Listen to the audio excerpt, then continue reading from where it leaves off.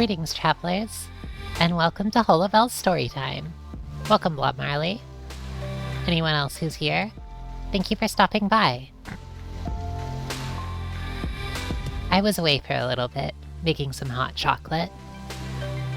You ever feel a strong craving for a sugary snack late in the day when it's a little bit, especially in the winter months when it's too cold to just fly up to a tree and grab an apple? I feel that way all the time, so I've been making some hot chocolate lately. Welcome, Data Erase, as well. Thank you for stopping by. Today, we're going to be playing Part 2 of the Devil, Episode 1. There'll be spoilers for Episode 0 in here. I think it'll be a fun time nonetheless. Let's get to it. For what it's worth, this is a game about... how do I describe it? A defense attorney in the cyberpunk future who's kind of a, well, she's a bit of a mess, but I'll leave the details of that, to you, the audience. Let's get to it.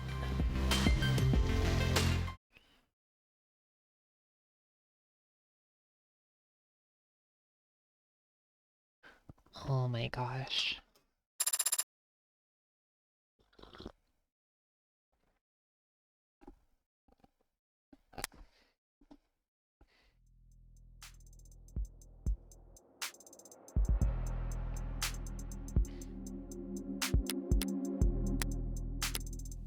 All right.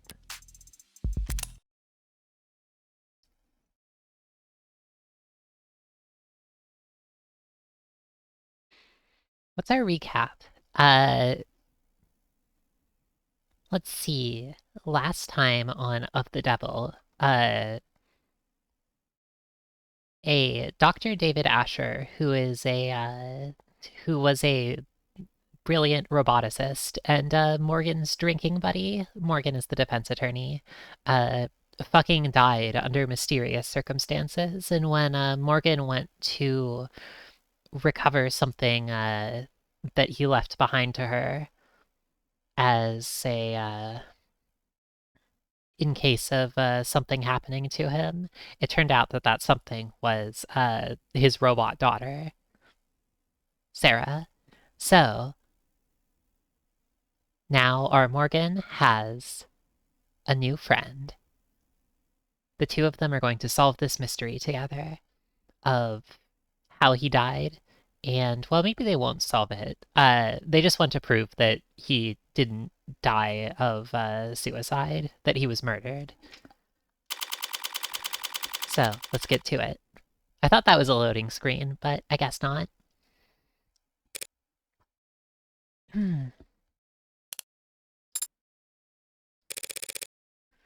Pretty quiet elevators, huh? You could have taken the next one. It's a busy building, Detective. Can't hold up everyone else on our account. Anything you'd like to grumble at me before I start? Don't touch anything. I don't care that you're wearing gloves. I have been to crime scenes before, you know. Long before the police get there in many cases. Look, Rockford asked me to not get in your way, but that doesn't mean I'm going to bend over for you. Do you at least have the autopsy report? No. Are you seriously? I don't. She doesn't. The report should have come in hours ago.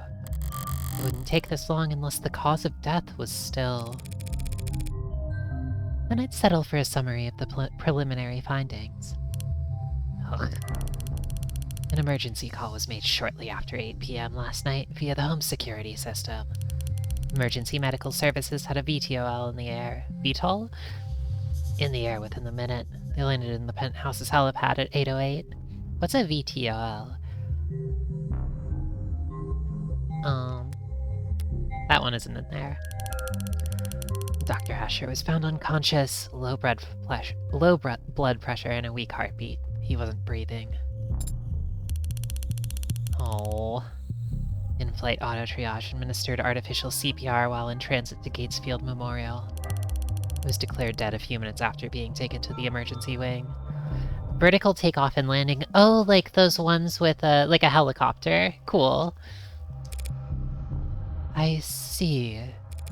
And the cause of death is being investigated. Make an educated guess. He stopped breathing, so they gave him oxygen. His heart stopped pumping, so they had the machines take over. His brain activity dropped to 0. And there wasn't anything else they could do. It was poison, wasn't it? What kind? You don't know, do you? Ah, they don't know either. Like I said, man, we don't have the autopsy report yet. Why are you so certain it was poison, Adonai? Couldn't have been an accidental overdose? If he had overdosed on a commercial drug, even a pre-med student would have spotted it on the hospital's intake screening. They would have been able to pump his stomach, neutralize his bloodstream, and he would have lived. But he didn't live. So it must have been something deadly, a compound designed solely to kill. A fast-acting deadly poison that causes respiratory failure. The list can't be that long. Even just through process of elimination, the medical examiner should have identified it by now. Unless... You suspect a designer drug, don't you, Detective? Why is it you're only quick on the uptake when it suits you? Nothing else makes sense given what we know and what we don't. But the CDCA decriminalized and cataloged all recreational drugs. Really? Oh, nice. Let's go. Decriminalized all narcotics use? Whoa!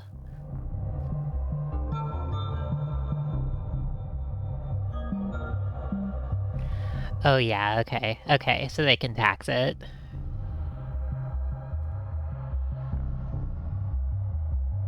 Hell yeah.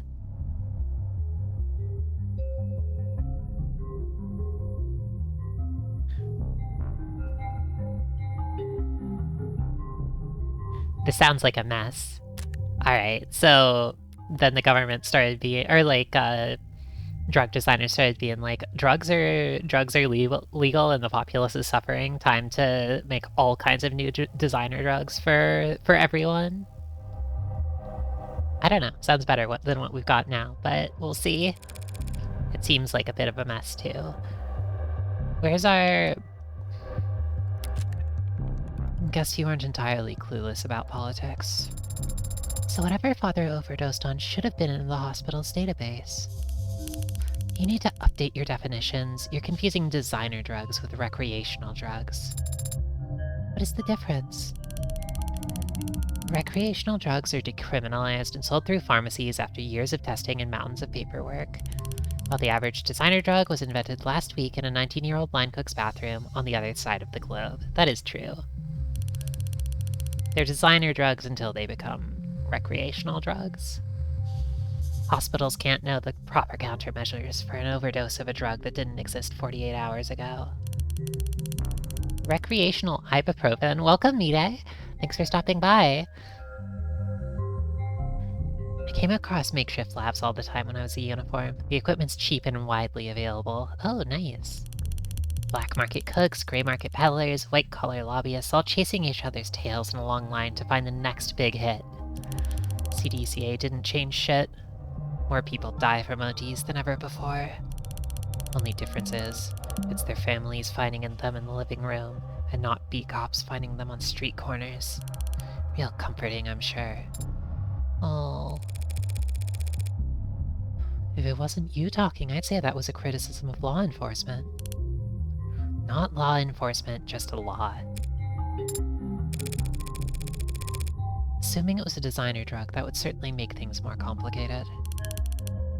For the insurance guys, maybe. For us, whatever he used to do it, he still killed himself.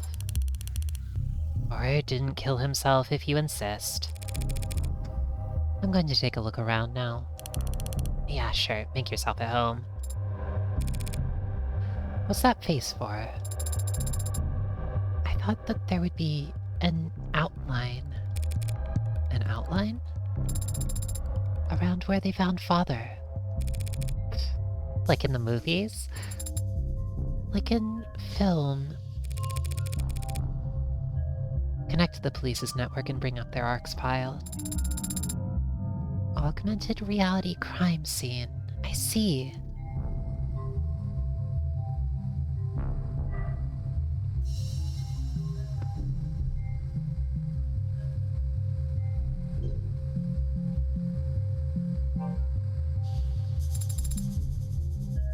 There is an outline. And so this is where he died at the hospital. This is just where the medics found him. And it's the sensors and cameras they were wearing that create the basis for this ARCS. They didn't realize they were walking into a crime scene, but their body cams gathered data all the same. Where do we start? You can start by following behind me and trying to be as quiet as possible. I'm starting to get a feel for when she's pouting even without looking. Aw, that's nice.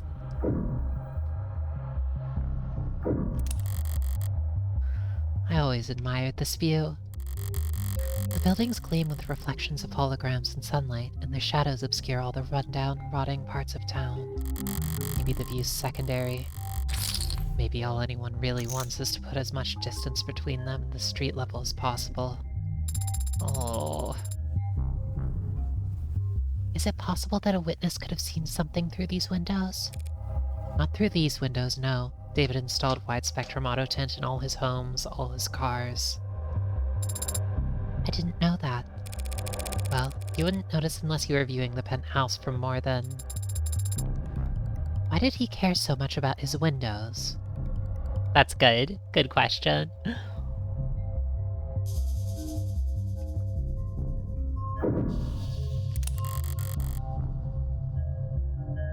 Police androids monitoring the scene. I'd almost mistake them for the real thing. The way they stand there trying to look important. I was thinking they seemed like regular cops. Like an indoor dog taking its first trip to the park. Pardon? Why are you looking at it like you've never seen an android before? Because I haven't. In person. David didn't even let you have a mirror? Brutal. Just scan its GIN if you're that curious. Unless that's considered too forward or whatever. Too forward? I like her pout. Spilled alcohol, huh? Interesting.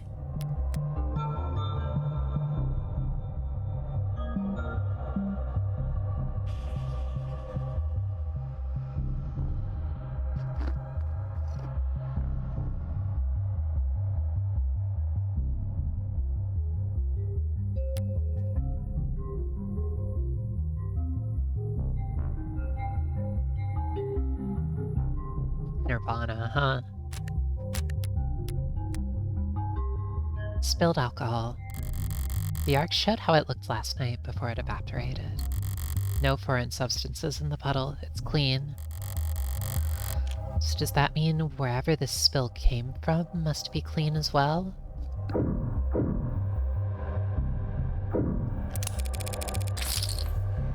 Rose River whiskey, 12 years old. You recognize it? Sure, he was more than partial to the brand. It's a good brand, only a bit overpriced, which is the bargain of a lifetime in David's world. It appears that the police have already tested its contents. No foreign matter present was their conclusion. Is it possible the police missed the poison? No, even if they can't identify the poison, they can detect its presence by comparing samples of the whiskey to a bottle off the store shelf. So we can eliminate the possibility that the bottle of whiskey was poisoned. Known to be a brand favored by the deceased. Oh, I guess not the deceased in general.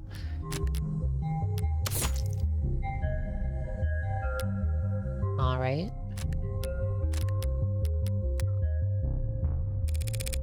We'll have to find a smoking gun elsewhere.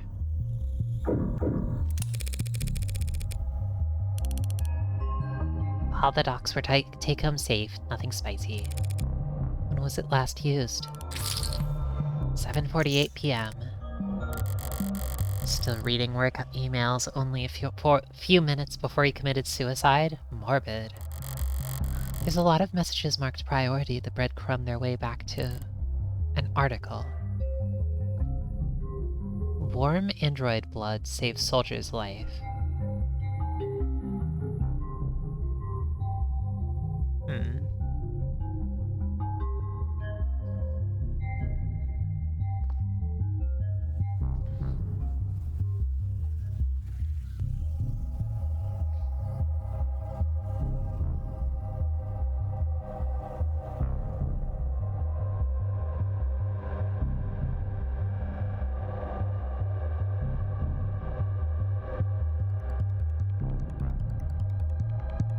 Oh. What a disaster.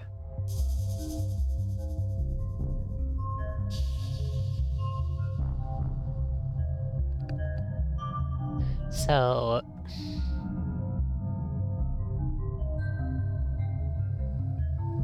I see. So the military is using noble robots?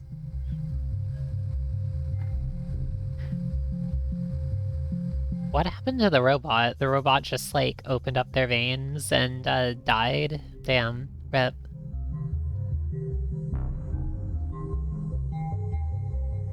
Anyway, so the United States wants their hands on the company. At least on their, you know, on their weapons. They want to use them as weapons.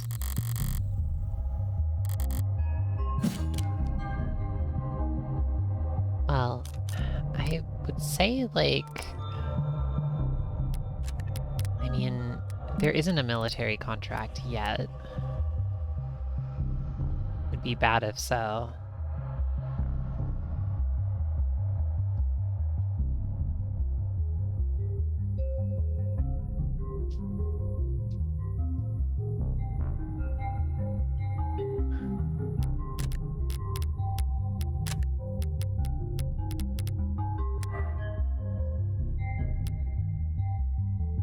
So, yeah, it's just PR at the moment. Though I guess they actually were referring to a military contract, hypothetically. These look cheap. Did his guest bring them? I've seen them before in the basement liquor cabinet. He kept these lying around. I knew he re-gifted those crystal glasses I got him. Ark says there's nothing foreign in the upright one, so it can't have been poisoned. Results are inconclusive on the other cup, however. Looks bone dry. Must have been nothing but fumes left by the time this was considered a crime scene. Just not enough there for them to test. Inconclusive could mean... Inconclusive means inconclusive. That's all. Cheer up and read me the results of the fingerprinting. Father's prints are on both cups as expected, but there's someone else's on the upright cup. So someone else must have been with him last night. Slow down. All that proves is that someone else touched the cup. Doesn't tell us when they did it. And since we don't know who the prints belong to... Adonai, why don't we know who the prints belong to? Are the prints flagged as unidentified, or... No, there's space for a name, but the field is black. Shit. Am I already that late to the action? Detective Reyes. Yeah? There's a second set of print on the cups. Is there a form you'd like me to sign? Doesn't matter how nicely you ask, sometimes people just can't answer. You should know that damn well, Madam Counselor. I was afraid you'd say that. I don't understand, Adonai. What does this mean? It means that whoever those prints belong to has very proactive representation. Those prints belong to a witness, as you've guessed. You're more than welcome to their testimony. But their identity is... The department is being very considerate of the witness's privacy out of respect for their time and appreciation for their cooperation. Fine. Forget the name. That easily. Subpoenas are always an option.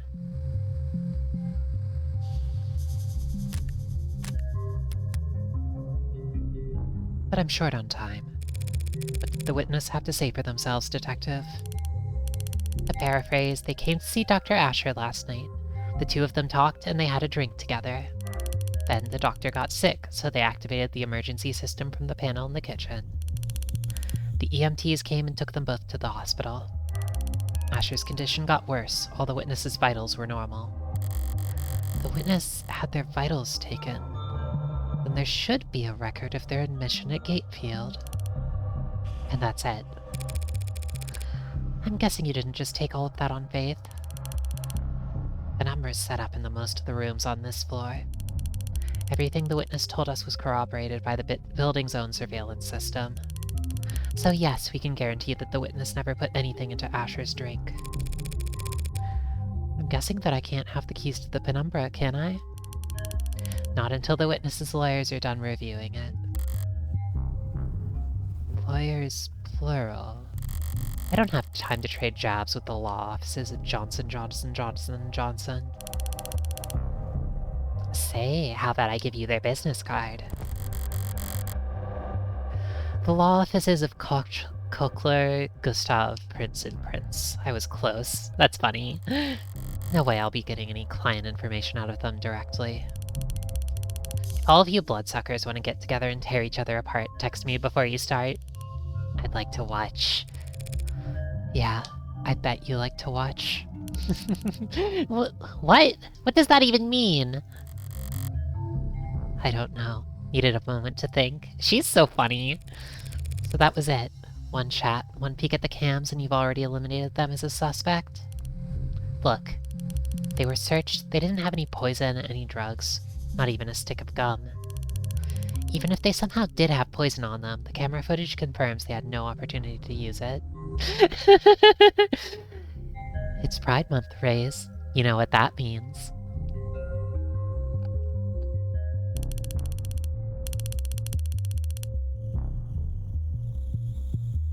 They drank from the same bottle as a dead man. As far as the department's concerned, they were nearly the second victim. But they aren't dead, or even ill from the sound of things. So you think he poisoned his own cup beforehand, then poured for the both of them from a safe bottle?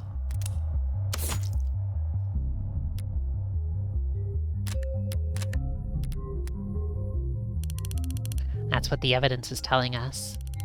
There's nothing in the bottle or the witness's cup. Why are they so, is it incredulous? I mean, it seems as though probably whoever, the person who was in the room with him when he was killed, is like... Probably whoever that was is, has a lot of money. But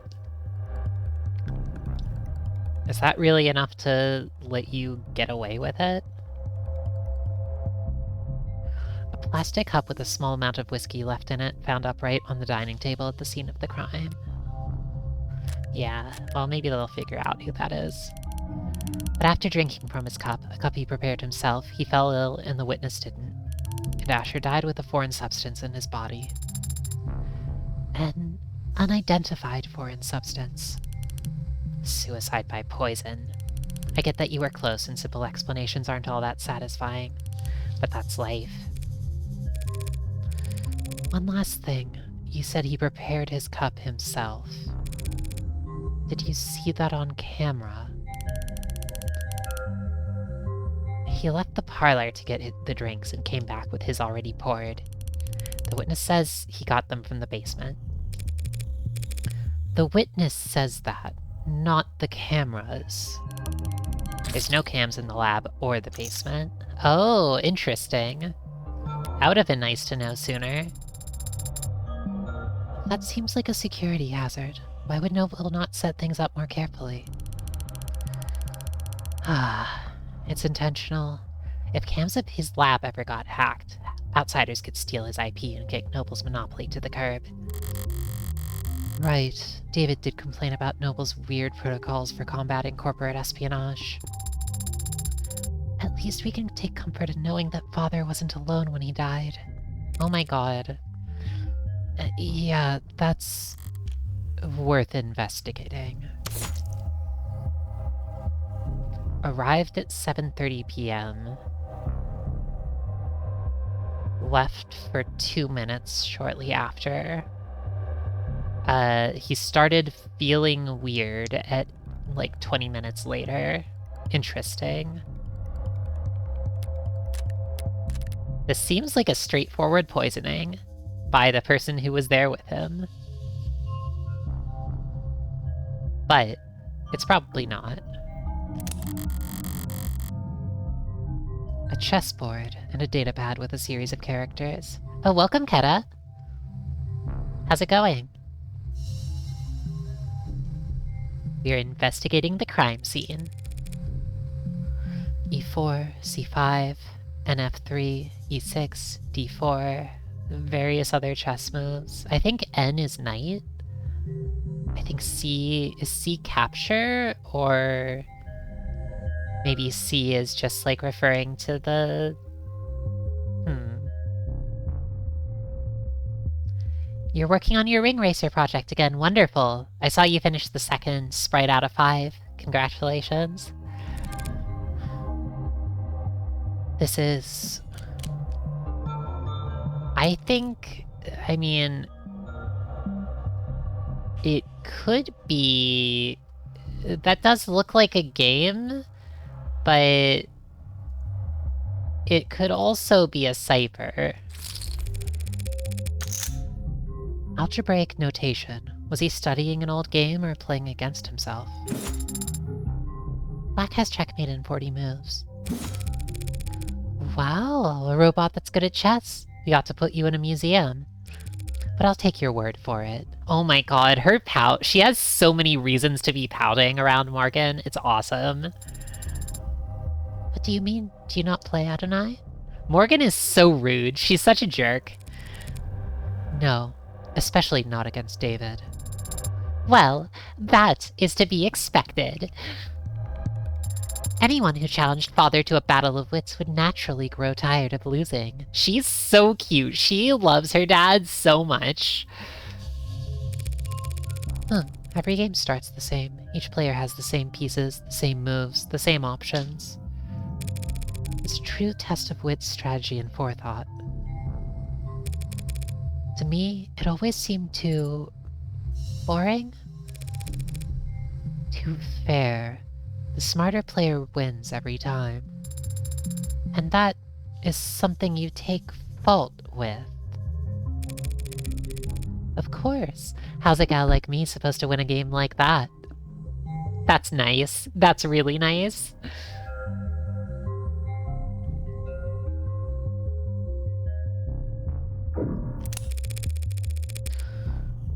It says here that when the medics arrived, he was on the floor, face up. By the way, was that chess game? No, it wasn't. It wasn't evidence. Does that tell you something? Face up is a little weird. I mean, unless the other person flipped him over. Oh, that's cute. That's cute. Really good.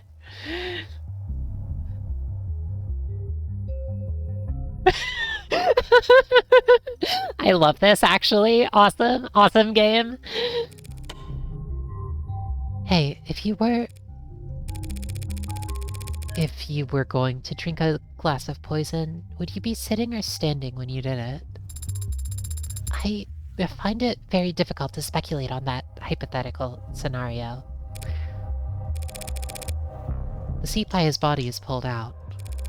If he was seated when he lost consciousness, I would expect to find him slumped over on the table. But he wasn't found slumped over. No, he wasn't. And if he had been standing when he lost consciousness, I would think he would have fallen forward, or at least collapsed less neatly. So what can you conclude from that, Adonai?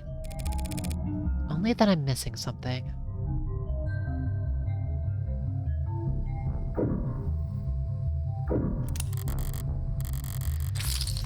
One chair knocked over, probably where David was sitting, and one chair pulled out, a party of two. He never cared much for socializing, but he enjoyed hosting. Contradictory guy. Seems like that's everything critical on this side of the room. Which leaves the kitchen. He said there's camera footage of the dining room showing David and his guest. Or that there's no camera footage? No, there is camera footage, but... what about in here? Only camera in the kitchen is the one mounted on the call terminal.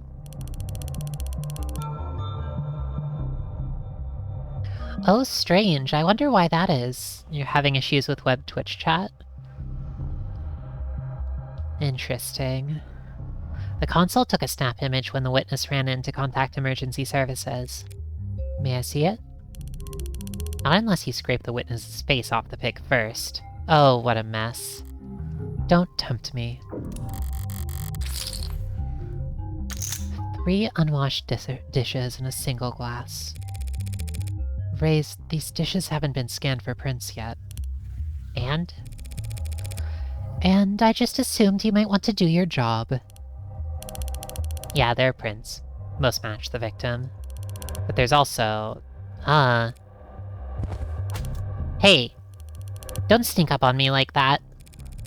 All I did was walk over to you. You knocked over the salt, Adonai. I was focused on the task at hand. Didn't realize tunnel vision was a selling point on your mod. Adonai, the salt. As I was saying, the witness's prints are on that glass. That glass in the sink. They were drinking from cups in the parlor. Did you see a glass on camera? No. So when did they touch this glass?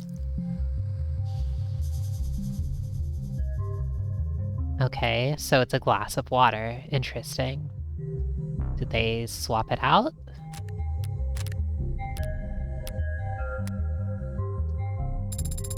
Also, is that Morgan's, like, crystal glass?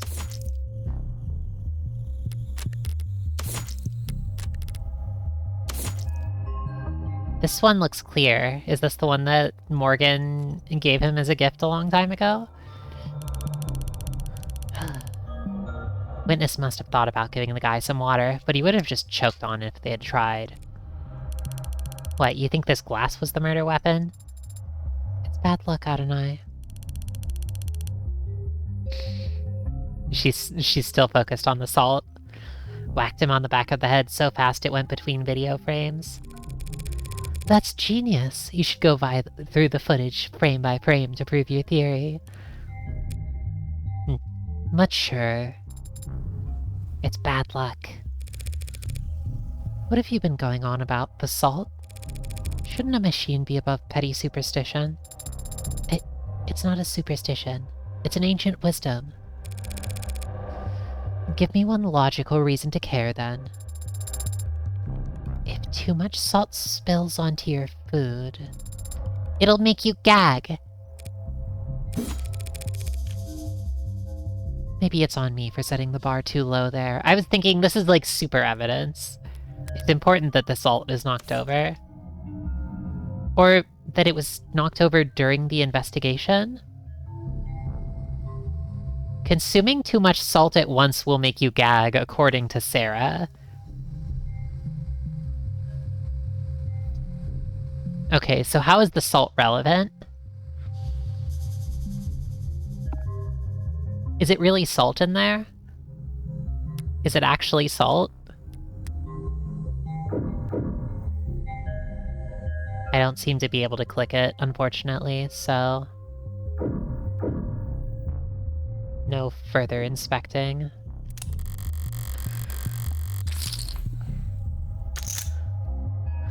David's fridge. Normally I wouldn't go poking in the pantry at a crime scene, but this was a poisoning.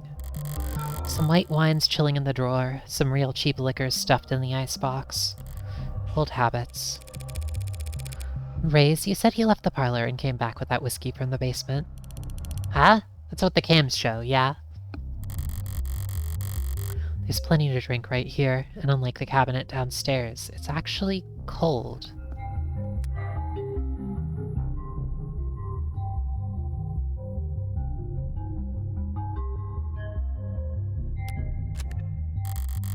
You must have wanted Rose River in particular? What's that look for? You hungry? I am an android. I do not get hungry. Are you being sarcastic? Only mostly. I thought you said you required organic nourishment. I do ingest organic substances, but that doesn't mean that I experience hunger as you do. So when you don't ingest organic substances for a long time, you... I become tired. What a great feature. And when I'm done digesting, I don't need to know. Don't you want to learn? Come on. This is interesting.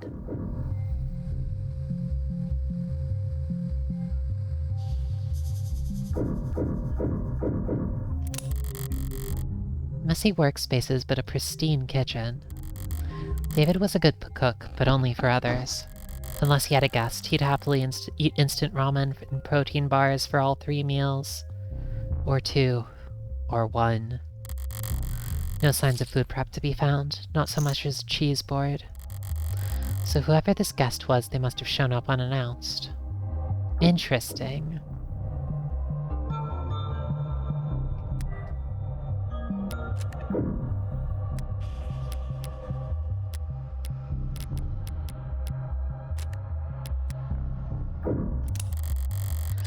This is where the emergency call was made. What time did the call go out? 8:04 p.m.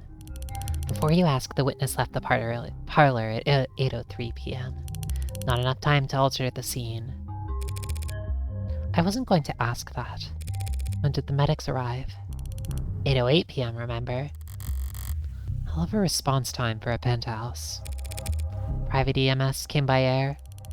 Yeah, they landed on the VTOL pad you saw outside. Took him to Gates Field. The very best, if you can afford it. Looking around here, seems like he could afford a lot. He got his insurance through his employer, just like most people. Caduceus' executive plan for isn't like most people, counselor. He had executive level. I mean, he seems like he's, like, kind of the... Like, he wasn't the boss at the company, but he seems like the most important person. Only offers 3 levels of employer-provided plans that outrank it. Okay, sure. Sure. God, what a mess. Not like most people at all. So...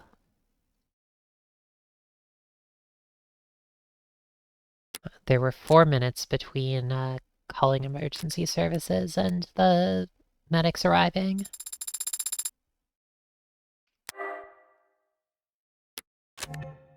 You've now had the chance to survey the crime scene. Yeah. So, do you think you know what happened? Detective, is his body still at the hospital morgue? Yeah, he's at Gatesfield, along with a 100 notable mags who've all called dibs. Then I'll just have to cut in line. Sarah, get me a ride to Gatesfield Memorial. What, you can do that, can't you? I can. But I need your payment information to get started. Yeah? Okay. Understood. On my way down. Got it? Sync complete. Set pickup for 10 minutes should be plenty.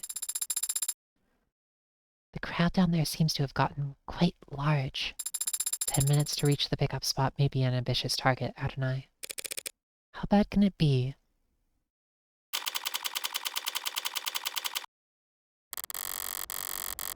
As I approach the lobby's exit, the building's soundproofing begins to fail.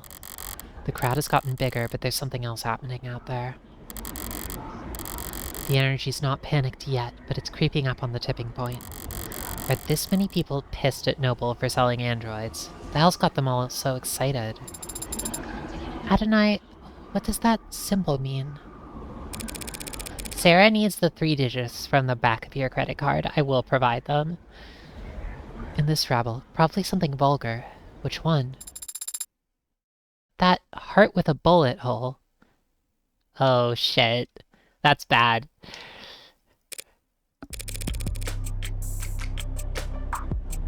I don't know.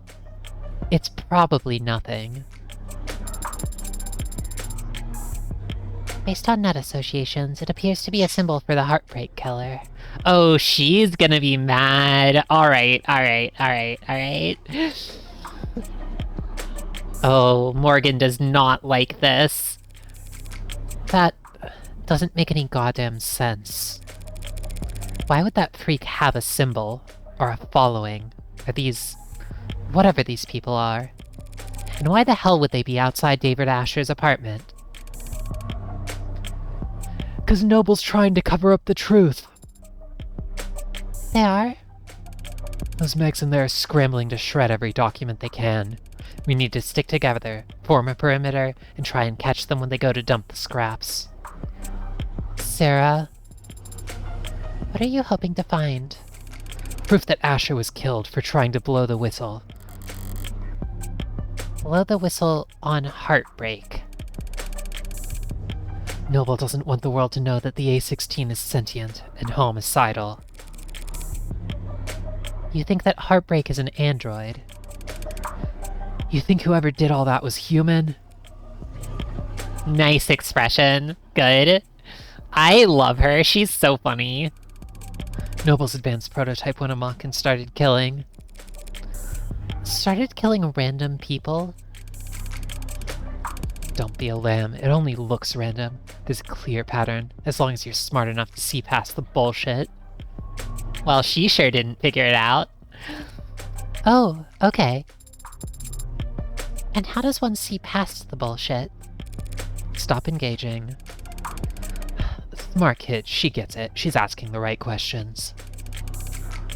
Hey, what the hell are you talking about? No way those victims weren't related. It's gotta be deniable ops. Okay. A recurring concept in online conspiracy theories.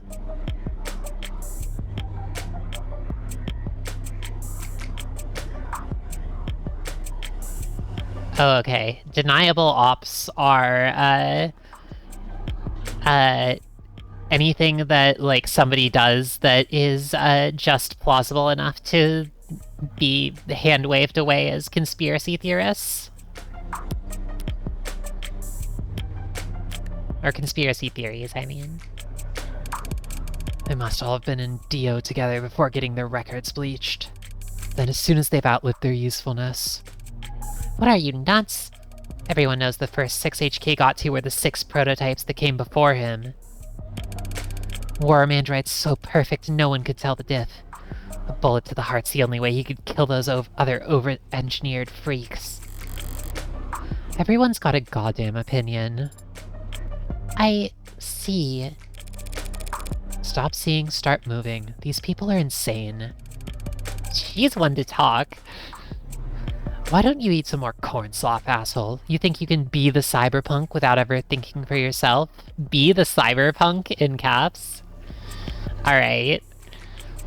Originally a term coined in a short science fiction story, and later having grown into a genre all its own, cyberpunk historically has referred to a counterculture centered around the themes of underdogs resisting powerful corporate or government forces through digital guerrilla warfare.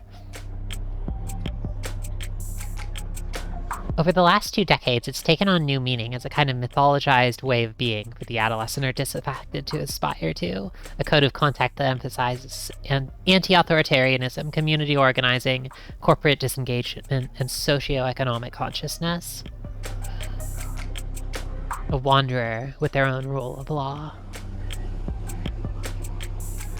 Cultural critic Simon Essentia summarized the appeal as thus: "There's no such thing as a 21st century hero. Is it any wonder the most vulnerable among us turn to the past for guidance?" Oh my gosh. Yeah. Yeah.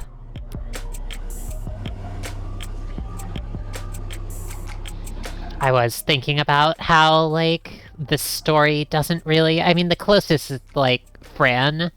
I mean, Fran is a hacker, and they're transgender. And I mean, they're a teenager, so it's not like they're working for a corporation. Fran is actually cyberpunk. I was gonna say, like, oh, they're, like, this is, like, the fucked up cyberpunk future, but there are no, like, cool cyberpunk heroes that we've seen or anything like that. It's just people doing shitty jobs. Or being shitty people, in Morgan's case. But, Fran is there. They're very cool. You think it's a coincidence victim number 6 was working on Harco crops? They're putting something in the food. Those people, heartbreak. This is... ugh, a goddamn embarrassment. The hell am I paying taxes for if the state can't shut this shit down? What about you, Adonai? What do you think about this heartbreak figure? They're just a murderer. Should be caught and sentenced like any other murderer. But they must have some reason for doing such terrible things. Aren't you curious? Why? Are some reasons for committing murder better than others? They might have experienced trauma or abuse. They might have... Millions of people experience trauma and abuse every day. Millions. And yet there's only one heartbreak. So you think they were just born that way? That's my guess. That's unsatisfying. Sad. I don't see why it would be. If heartbreak was born like that, then they never had a chance to be anything else. If heartbreak was born like that, then none of us normal people ever have to worry about turning out like them. I love this bitch. She's so fucking funny. That kind of predestination, it means they never have to take responsibility for what they are. Well, the state can make them take responsibility as soon as they catch them. You make it sound so trivial. They're a very dangerous serial killer. Morgan is fucking hilarious. I love her. Just a serial killer. Just... If HK shot someone every day, it would take them 1,132 years and about 11 months. In order to have killed 413,789 people. You did that in your head? I'm good at mental math. Hey, maybe that's how she's such a good gambler. You counted the leap years. But what is the significance of that number? That's within 18 months of the Blakeport industrial disaster. Hold up, what is that?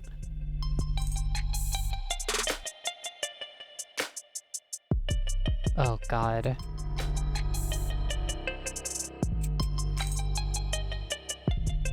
So, this is on, these are search results that are being messed with by other countries. I like a variable user country and variable user adversary latest.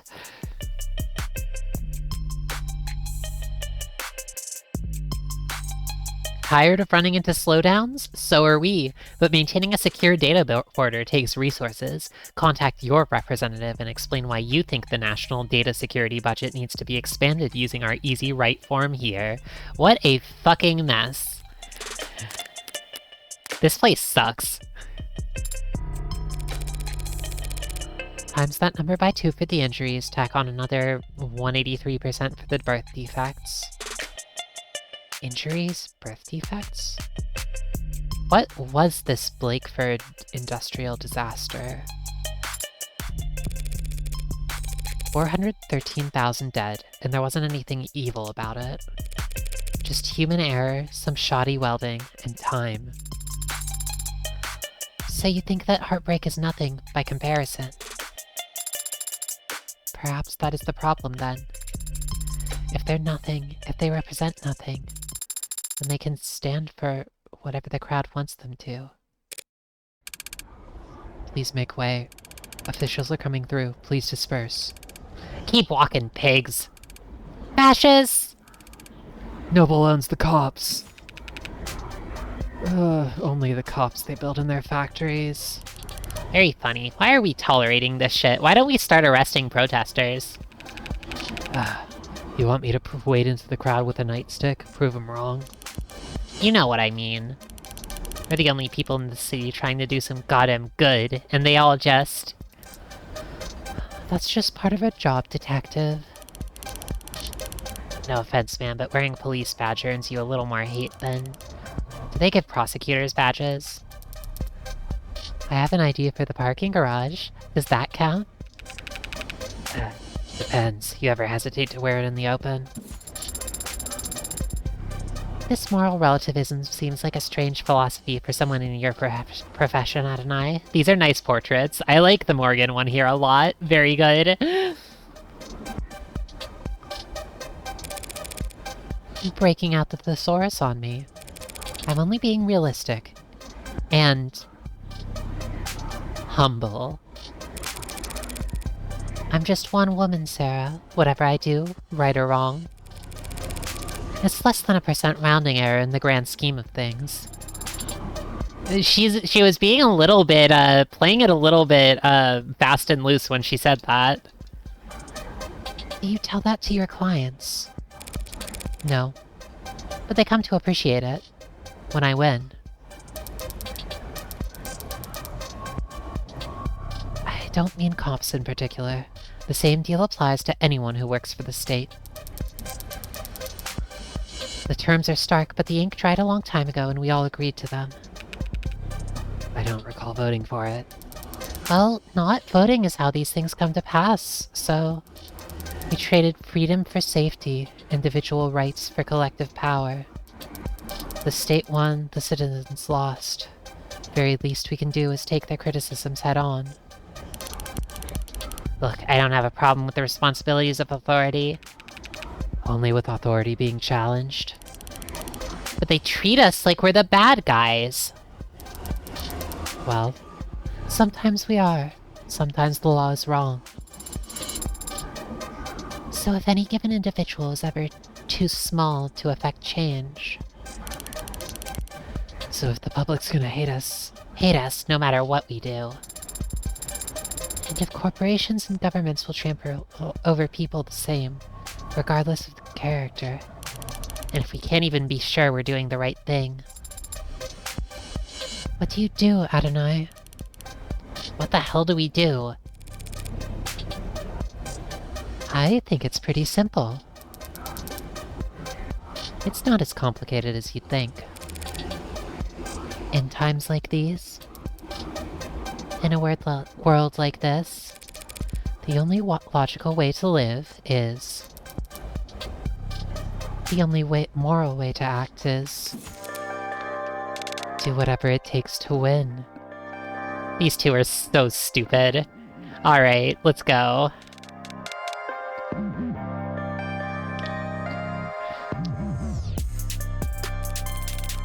If I'm insignificant in the grand scheme of things, I can do my worst and no one will notice.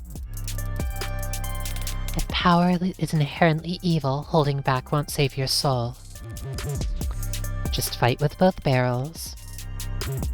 And trust the opposition to do the same. Winner takes all. I see why the two of them are like this. This is definitely some form of intercourse. Yeah. Alright, it's just afternoon. Gatesfield Memorial Hospital. Ugh, thank you. You're a lifesaver. And the next time that Bridezilla texts you, just turn your phone off. Chatty guy. Must have been due to go on break. When he tried and failed to find the witness's medical record, his datapad had the name blacked out. Yeah, it was a very good scene. But I did see that they have Caduceus Executive 3, more expensive than David's, which means they most likely... I see. So the person who was with him was not just someone wealthy, but somebody who was like... who is higher up in the corporate world than he is. How do you do that? You need to hold the button to get the doors to close faster. Mashing does nothing. That is not what I meant. There were many others who arrived before us. How did you get us down here so quickly? Well, I didn't do anything. It was that nurse who escorted us. Yes, but you managed to get a stranger like him to help you with so few words, so little information. I don't think you even gave him your name. Haven't you heard of the golden rule? Of course I have. Treat others how you would want to be treated. Winks, grins. Wrong. Treat others how they would want to be treated. He wanted someone that he could vent to. He wanted someone to pay attention to him. And he wanted to feel appreciated. Which meant he'd be eager to help, given the chance. Even just reading someone's mood is quite difficult. How can you know another person wants to be treated? There are no mind readers. No one can ever know anything about what anyone's thinking. Maybe not even themselves. Doesn't matter if they're your parent, your twin, your lover. It'll always be a gamble. That is... not a very comforting sentiment. Well, I think it's fun. Only because you're good at it.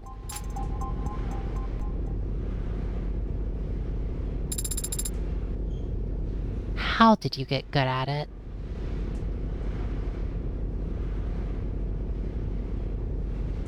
A book about totalitarian.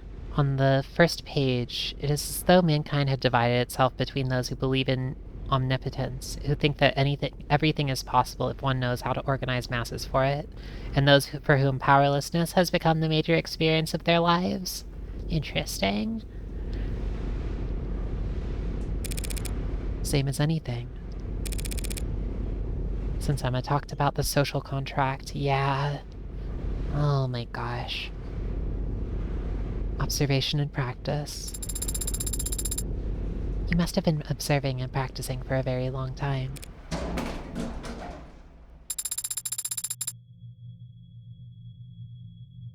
So we proceed down the hall, bear left, look for the fourth door. I'm gonna open the one that says morgue on it. Who's this? Cool goth? Nice? Hello? Oh, hey! Come on in. Don't stand up there in the... cold wouldn't be accurate. Oh my god. Her look is incredible. I think I love her. Her claw? Oh my god. Sorry about the chill in here, but I run a little hot. You can see my roommates never complain. Yumi Sato, medical examiner. Dr. Sato, just the lady I wanted to see. Who I didn't expect that I'd get to. The fact that they've assigned a medical examiner, and not some ad or junior means... Oh, you can just call me Yumi. And you're... Morgan. I represent the deceased. The deceased. Oh, the deceased. Asher, D. Wait, really? That's, weird. I thought this time slot was scheduled for a group of noble PR people who... I know. Weird, right? Oh. Well, what the hell do I know? Was getting tired of hosting Megs anyway. I gotta finish typing up the report before we talk shop. But in the meantime, feel free to make yourself at home. What's the name of somebody who conducts autopsies? Is that a mortician?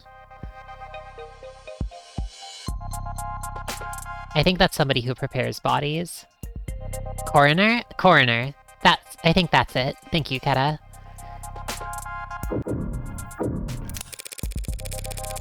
That's a lot of screens. There's got to be diminishing returns on productivity.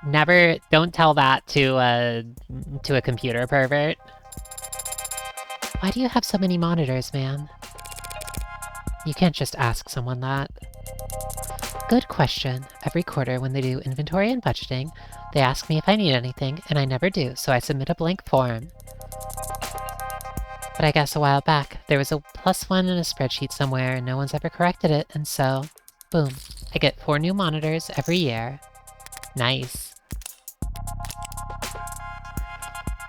Alright. March 3rd. Medical examiner. What, does that make her a Pisces?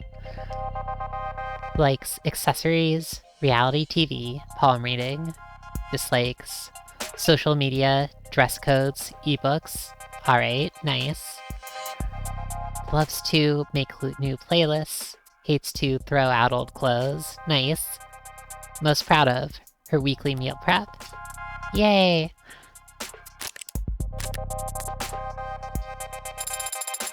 Do you run out of things to use them for? Sometimes, but this year I've started running 2 dramas at once when I'm doing rote work, which helps. Watching 2 television shows at the same time helps you do rote work. Helps me use up the screens. I see! She's so funny. What is this? Is this like... Are these all dead bodies? One would hope so. I only meant that I'm surprised to see them stored here. It suggests a backlog, which suggests a higher murder rate than the public data would lead one to expect. Do you only examine bodies for the police, Doctor? Hmm? Oh, I wish.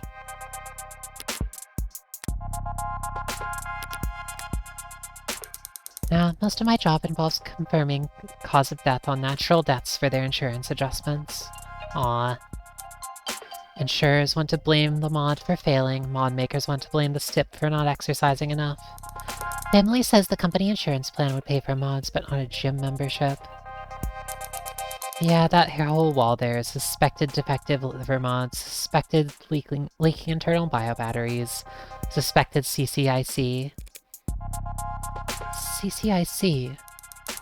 Climate change-induced complications. Shit. You can prove that climate change contributed to an otherwise natural death. Very, very rarely. If it can be proved, what does that mean for the family of the deceased? Plus or minus 14% on the life insurance payout. Oh. I mean, it's most of what I do, and I don't dislike my job, so much of what I do just boils down to telling a bunch of cheapskates how to split the dead man's bill. It's enough to make homicide feel like a breath of fresh air. Understandable. I can imagine why somebody as cool as her got into this, and it probably wasn't to help with insurance. Well, I can't really say for sure, of course, but it's fun to guess, right? What's this? The hospital's getting renamed? No, guess it's some other hospital that got snapped up.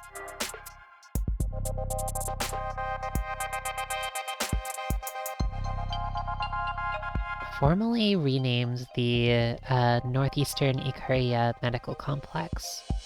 Okay. So, whatever this family is, oh,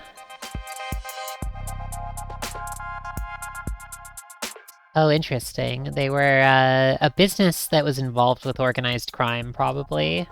Maybe. And...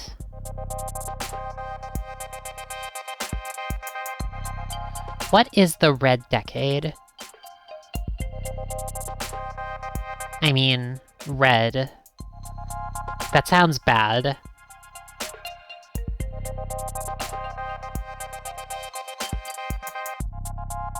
That sounds very bad, actually.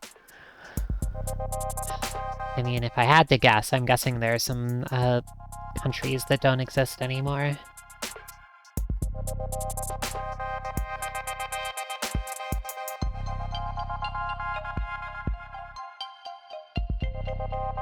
Oh my gosh.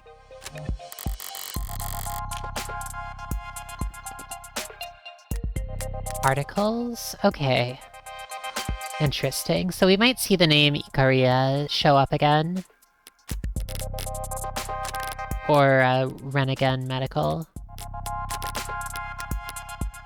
So, like, she isn't, like... Oh my god.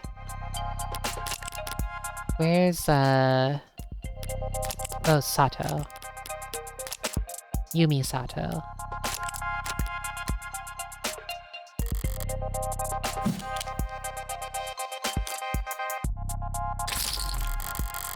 All the nobility are eager to prop up their image wherever they can. That must go double for the Ikarias. Assuming the truth about their criminal past is anywhere close to the rumors. She finishing up over there? Right, okay, so what's up? Thanks for your time, Dr. Sato. My first question would be... what was the cause of death? Oh, wow, hi there. Cute android. I didn't even realize it was... really cute. The skin is? That's remarkable. Even just looking close, you can tell. They really are warm. Oh, alright, alright, alright. Blushing! Hello? Still not quite human body temperature, but they've come a long way. Is she blushing or... I mean, she looks like she's blushing, but maybe it's like, oh, this is dehumanizing, it feels bad, but... it could be blushing because she's bashful. Yeah, it feels kind of like that. She's smiling a little bit. The early gens all looked flushed, felt like they were always running a fever, and they ran like it too. Even 2 years ago, the average warm android only lasted. Sorry, but the circumstances surrounding this particular case call for expediency. Right, right. So what can I tell you? How about the cause of freaking... well... are there any things that I missed? Doesn't look like it. The police mentioned a talk screen. Yeah, that's the thing. They ran a talk screen when we first arrived. Typical diagnostic intake procedure. Based on the emergency call, they figured out he must have overdosed on something, but the talk screen gave them nothing. There was alcohol, but they couldn't figure out anything more specific than that. After he died, we performed the broadest screenings possible. Nothing. So were you forced to conclude this was a natural death? I didn't give up that easy.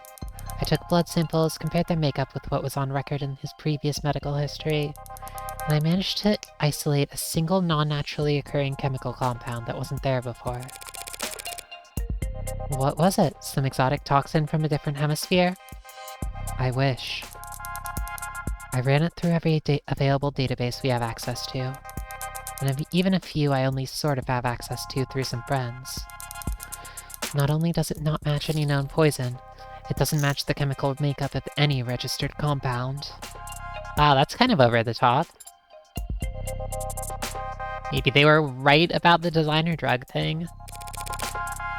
So, a designer drug, huh? That seems to be the best explanation. What the hell did you do, David? You said it didn't match any registered compound. What about compounds that aren't registered? Those friends of yours, private sector folks? Yeah, and pharmaceuticals. If one of them patented a new compound, a new drug, what would keep its formula from going on the record?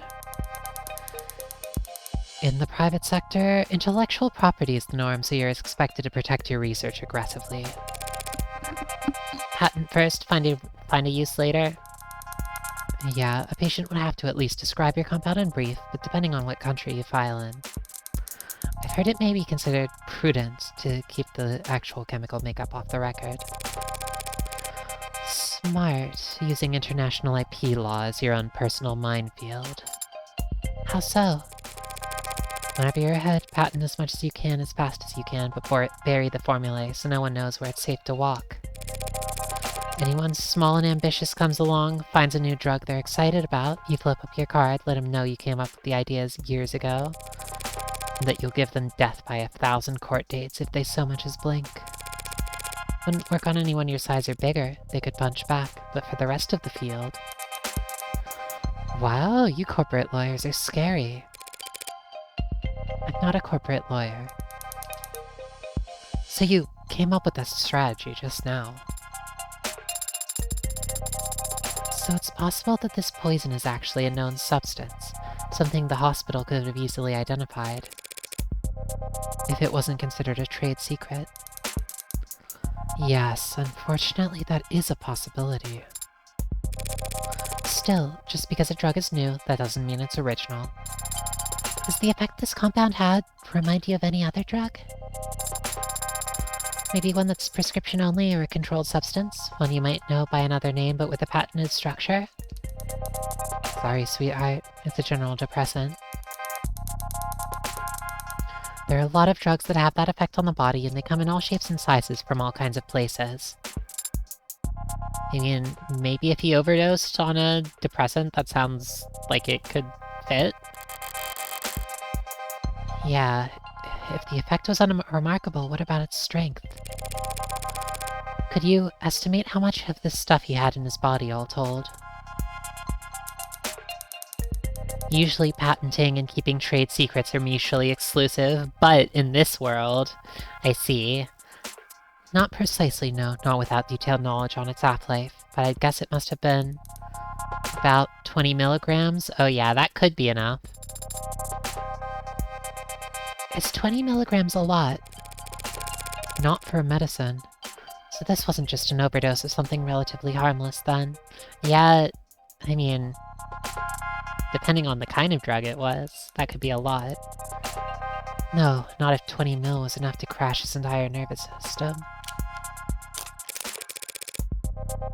Were you able to determine the cause of death? Well, cause of death, sure, we got that much figured out at least. Why doesn't that... Some stuff, 20 milligrams, will fuck you up! Why doesn't that sound particularly reassuring? Dr. Asher died of respiratory failure. Oh, huh. Not enough oxygen in the blood, not enough oxygen going to the brain. Root cause being widespread depression of the central nervous system. What would the symptoms be? What would it have looked like? Lightheadedness followed by dizziness, then headaches, slurred speech, exhaustion, loss of consciousness, and finally respiratory arrest. Report shows the EMTs tried intubation, then resuscitation through electrical stimulation repeatedly.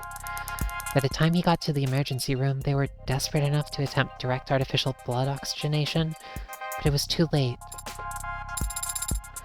And you're certain of all this? Oh, well, most of it, sweetie. Sweetie? Most of it.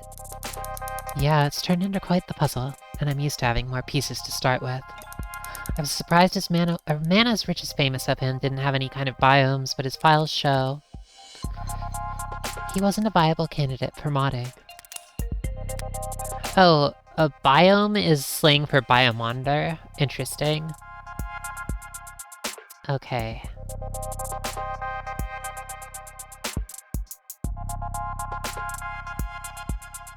Oh, yeah.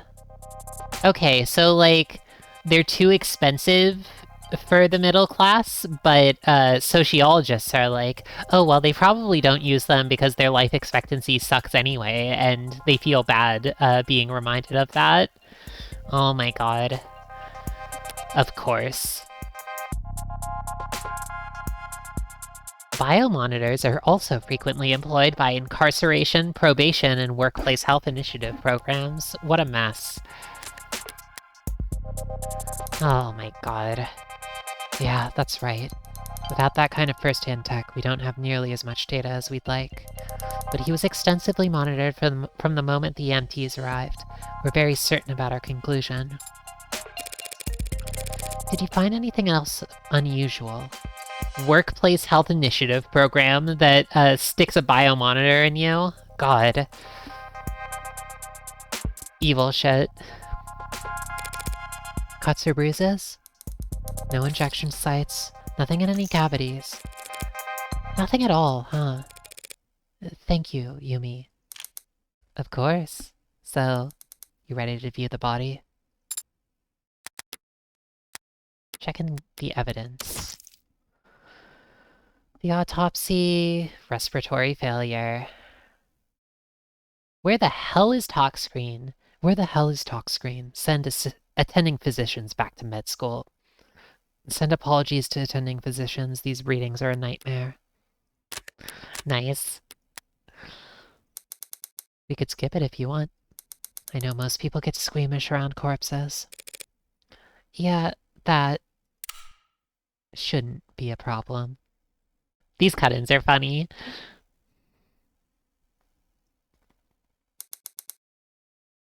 Okay then, let's get started. Alright, I'll just step out for a moment to give you some privacy. Yes, please, thank you. The last time we talked was on a Sunday. You were complaining, I remember that. It's the principle of the matter. Right, you had ordered this cheap piece of shit sculpture or something by mistake. And it came damaged and you wanted to send it back for a refund. I gently reminded you how, with your salary, it was literally not worth your time. And I kindly offered to throw it out for you, since you're having so much trouble letting go. You're only offering because you want to see how loud it sounds shattering at the bottom of my trash can. I denied it, even though you were right and it was obvious. I should have let you have that one. Aww. These two actually had something. I thought that he would look different. But he looks exactly the same as I remember. His skin is pale, and he's very still. But his face is the same. His hair, his hands. You were expecting something more drastic. The last time I saw him, he was alive. He smiled, and he told me he would see me soon.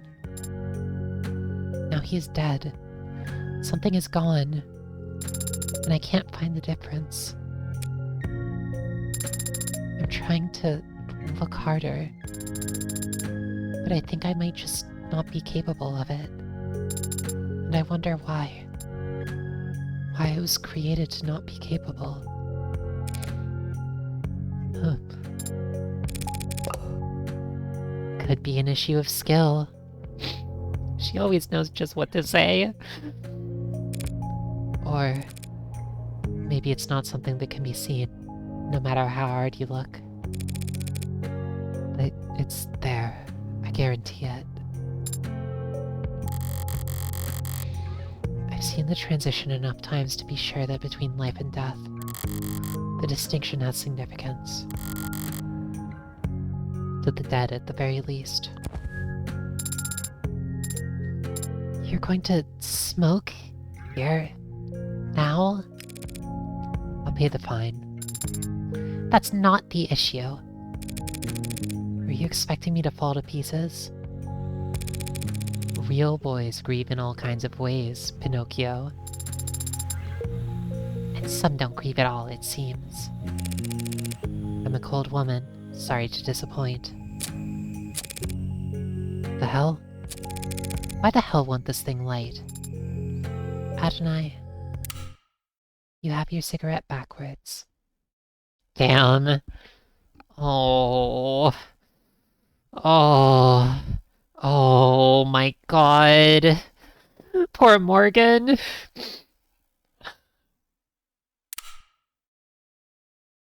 Oh. Fakest I don't give a fuck ever. God. Yeah, I'm so cold. I don't care about any of this. Alright, that's back into cold storage for him, so... Need anything else? Did we get, like, any, autopsy things that, like... Welcome, Dragonic Dude VT. I'm so cool. Them's the breaks, kid. Can you send me the chemical makeup of that compound you isolated? Sure, for whatever it's worth. Let me just...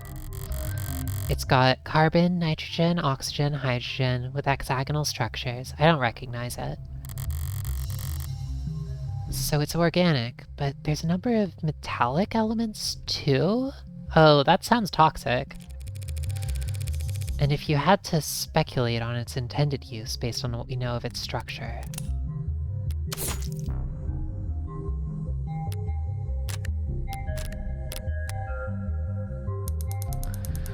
Oh, well, it certainly acted like a depressant, binding to receptor pathways and affecting the balance of neurotransmitter reuptake. Depressants are pretty rare in the designer drug scene. Yeah, there's enough around this world to make you depressed already. True, people are always looking for a higher high or a crazier trip, but a more powerful depressant will just make you fall asleep. Iron is metallic, yeah, that is true, but there's... I forget, like, what I've read about, but there are, like... There is, like, for instance, such a thing as, like, heavy metal toxicity, too. Though I don't really know how it works. I feel like I've heard it works like has going on, you know, getting in the way of, like, molecules your body needs to function. Not much need to hit up the gray market for that kind of experience. No, there's not. I see. Thanks again. You've been extremely helpful during a very difficult time.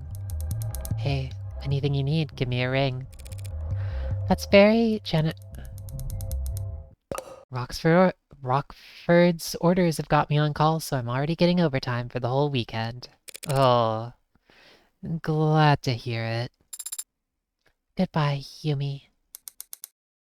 And goodbye to you too, Greenie. My name is Sarah. Nice to meet you, Sarah. Aww! Yay!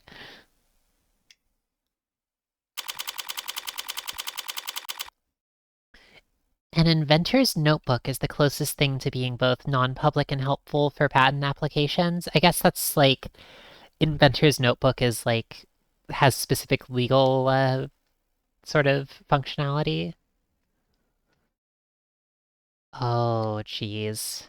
Strange. I don't know anything about patent law because I'm a forest fairy. In the forest, if you make something, you can use it, and if you make something that's too annoying, then the other fairies will lay a curse on you that turns you into a toad. We don't really have intellectual property rights or anything like that. Yeah, it's awesome. Unless you get turned into a toad. Then it stinks. Up on-ramps, not down off-ramps, above skywalks, under tram lines. The buildings get progressively more polished as we head into the most economically developed part of the city. You would simply not make something that would get you turned into a toad. There you go. Corporate territory. National headquarters for the likes of Howe Industries, Lotkun, Tethys, Neith. Each of them sheltering their own micro-city of employee accommodations beneath their skyscraper shadows. Whalefall. The entirety of the ocean floor coming together to feast and grow and live off the fetid, rotting fat of the leviathans that swallowed generations of people by the mouthful. Weight is commonly listed, and my weight is... Do I really have to disclose that? Nice. She's going through the profiles. Her weight is not 200 kilograms. It's less than 200 kilograms. I love her writing down her information like talents. I'm good at lots of things. Skills. I'm not sure how skills differ from talents. She's so funny. Noble lays claim to one of the largest shadows in the city, a towering nerve center for the whole nation's android industry. It's meant to be intimidating, I'm sure, but today I'm glad Noble keeps such a sizable physical presence here. I need answers about David and his work on Sarah. Answers I'd never get browsing the company website or speaking to a representative.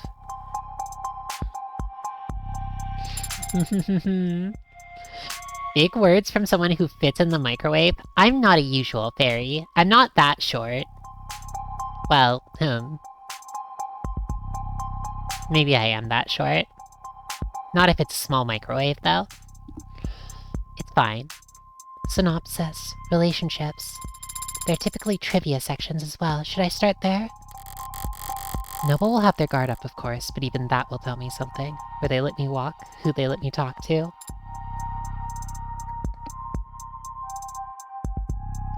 Toad-turning power is reserved for a small group? Oh no, it's easy to turn someone into a toad. Anyone can do it if they're enough of a weirdo to get into that sort of thing. Well, maybe not for a human. History. It's quite easy to turn someone into a toad. Their efforts at performative transparency and clumsy obfuscation, well... How did you know my father?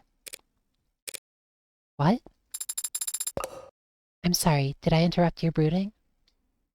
You're interrupting her monologuing, it's fine. No. What did you ask? My father, I knew you were his friend. Finally, I've been wondering the whole time, how did you fucking know this, beautiful, hot anime mom of a guy? Oh my god.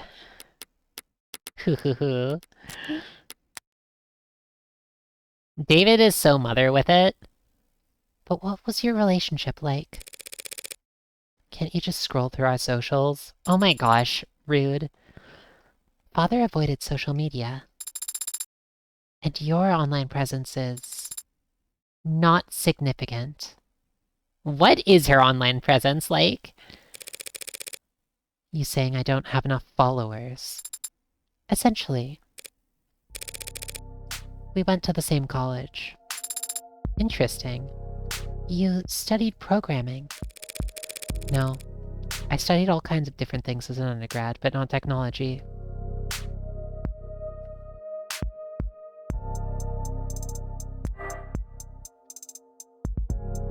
Not significant, but not nothing exactly. Yeah, she has social media. That's nice to think about.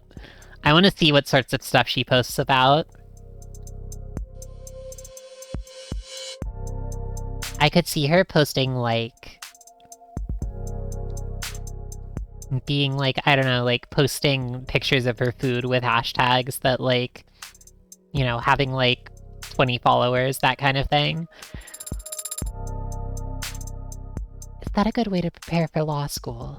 But not just, like, kind of offhandedly posting food pics, but, like, being meticulous about them. She only does social media performatively. I could see that, too. Yeah, that would be fitting. I wasn't preparing for law school. Or anything else, really. What was she like? How did she end up like this? David, though, he had talent, and he knew he wanted to do something with it.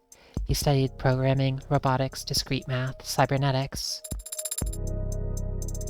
What classes did you share, then? Business ethics. Nice. I was the second best student in the class, and he... was the first? He was the one who asked the most questions, not sure about his actual ranking. He found the course challenging, and I clearly didn't despite being younger. Guess he felt burned. Can you ask what else I've streamed? I tend to play, like, narrative games, not visual novels, but, like, what are some games I've played in the last while? Like, Atelier, Metaphor ReFantasio, I played some Zero Ranger. A lot of these aren't really narrative games. Little Goody Two Shoes, that was a great one. I feel like I have a fondness for, you know, the dragon one, Golden Treasure, the Great Green. That one nobody knows about, but it's like my favorite game I've streamed. It's the best. Yeah. Narrative games mostly. This is the one that I've played that is like the closest to a visual novel, though, I would say. I don't really tend to play visual novels on stream. I like to save those for my own private Hollowbel time. But this one has enough gameplay to, you know.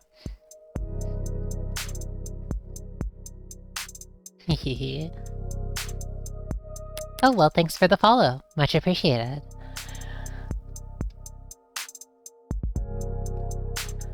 Feel free to stick around for probably some anime bullshit sometime soon. And plenty of Up the Devil for now. He'd come up to me after class to argue, and sometimes to ask for help. Father always talked about socializing like it was a chore. It was kind of you to give him a chance. What, like I was some kind of social butterfly, the belle of the ball? You weren't? One Sunday night, he knocked on my door all panicked, saying he was in bad shape for this tech course. There was a midterm or something the next day. I couldn't make heads or tails of the material, but I did my best to at least quiz him. He wasn't satisfied, though. Wanted to cram the rest of the night. Father had to cram for an undergraduate midterm? Yes, he was small at one point, too. Did I say something scandalous? He's been called the founder of modern programming. Yeah, well, even founder types can have poor time management when they're 21. He was already fried by that point. It wasn't hard to tell what he was really asking for. So I went and stole a study aid for him. Nice. Okay, that makes sense. So this is how, like, the two of them got close. That feels very fitting. Morgan helped him cheat. Oh no, Morgan stole drugs for him. Nice! You stole a controlled substance just to help him with studying? Nice! Damn, Morgan... Yeah, it tracks that they were lifelong friends after that. No, that'd be insane. No, I just pocketed some breath mints from the common room. Told him to pinch his nose and swallow fast because the taste is so strong. That's cute! You gave him a placebo. He already knew the content as good as he ever would. What he needed was to sleep. He could barely keep his eyes open by the time I got back from my daring heist. Didn't take much convincing for him to rest his eyes just until it kicked in. She's actually awesome. I kind of love Morgan. She's actually really amazing. I mean, aside from the, you know... I'm not saying I condone her actions, but she's awesome. And the test? B+, I think. I'm surprised that Father stayed close with you after that. You stole and lied to him, and you made him get a B+. I stole and lied for him, and David understood that. He was good at understanding things without me having to spell them out. But I guess that's not the kind of thing that gets passed down through programming. Rude. Anyway, we kept in touch after that. I, like, half wonder if... I feel like Morgan and Sarah are actually kind of, like... Morgan's relationship with Sarah is, like, a little unusual because, like, she's kind of... Please sleep. I had to go on a whole side quest for these drugs. There you go. Oh my god. She really, and he was just like, you're so awesome. Morgan, I love you. Let's go drinking when I'm, like, in my mid-30s. Anyway, we kept in touch after that. I do think that, like... Oh my gosh. I feel like the way that she's just, like, an asshole to Sarah from the start and, like, doesn't even try to be, like, polite about it is kind of different from how she is, like, approaches most people. I mean, I would say that, like, she was a bit like this with Rays in London, but she was a little bit more like biting with them, whereas like to Sarah, she's just rude. But I feel like that kind of rudeness is a little bit more honest for her, you know? Because like usually she's like very, she's very like polite with people to, or at least like with the ads, she's like usually very like polite just because she finds it amusing to toy with them. Um, Morgan thinks Sarah is not a threat, hence the blatant honesty. That's an interesting point. I kind of like that. Immediate term, she can't get anything out of her. Yeah, so she can just be rude to her, but like that honesty is like, I mean, you can probably guess this by the fact that they're like, they're they're two of the main characters. She doesn't need to act how she thinks Sarah wants her to. Whereas, like, I mean, there was the earlier example of that. Or maybe she can't read Sarah? That's an interesting thought. I didn't think about that. That's a good point. She might hit different from, like, a human. First year of grad school, he published this paper.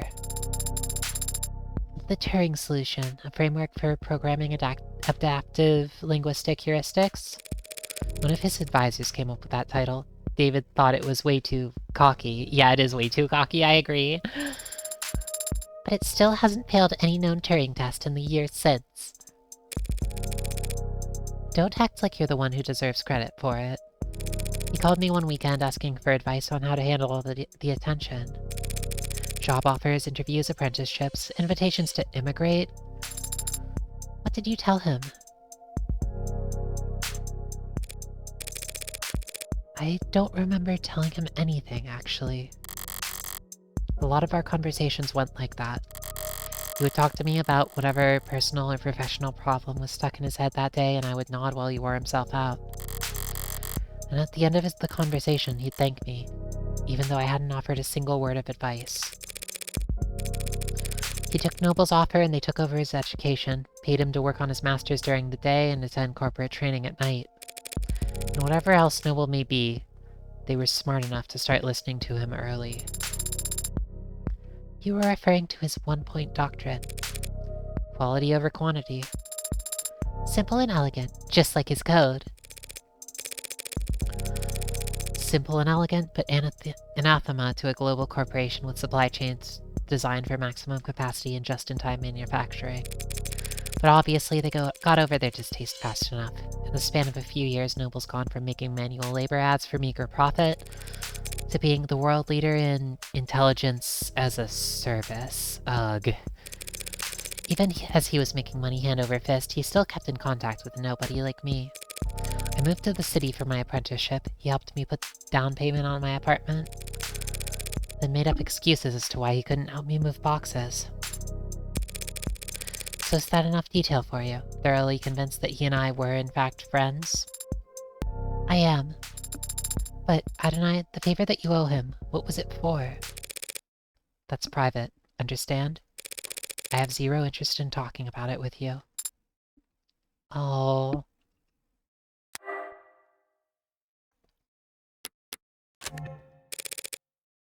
So you understand. I understand, Adonai.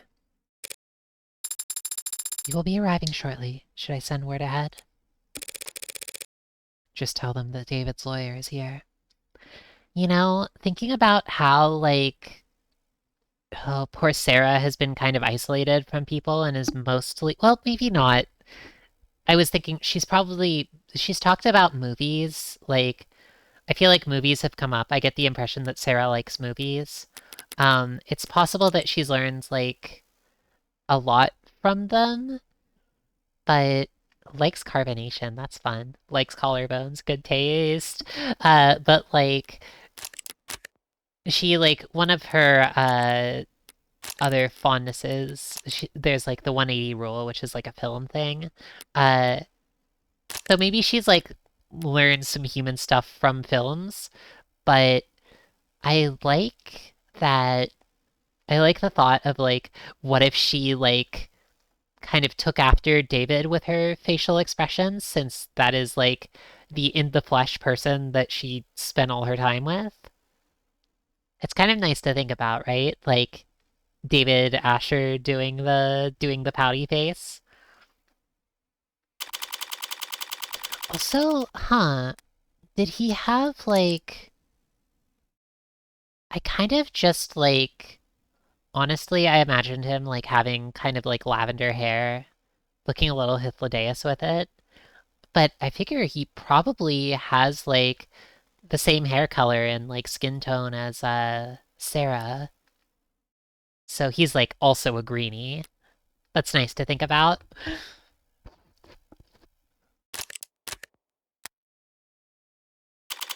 2:49 p.m. Noble Electronics Northeastern HQ. She's already copying Morgan's thinking pose. True, true. So I bet she did get the pout from him. I've been here before. Sat right here in this lobby waiting for David to come and treat me to lunch. At least I think it was this lobby. Could have been some other floor. Could have been an entirely different building. Yeah, this place looks like hell. All these corporate towers of Babel feel like interchangeable fractals to me, folding in on themselves in patterns of narcissistic paranoia. So monumental in the scale of their hubris, they need to use non-Euclidean geometry when drawing up the blueprints. The greatest minds of each generation coming together, just to find the most expensive way to shove their heads up their asses. Yeah, super true. Adonai, is something bothering you? Just doing the math on how long we'll be kept waiting here. Apparently someone will be here shortly. So maybe if I pass the time by glaring around the place, it'll improve my mood.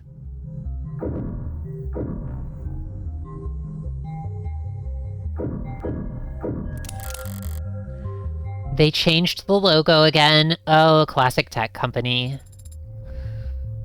Noble Electronics. How's it feel stepping in here? Is this some kind of religious experience for you?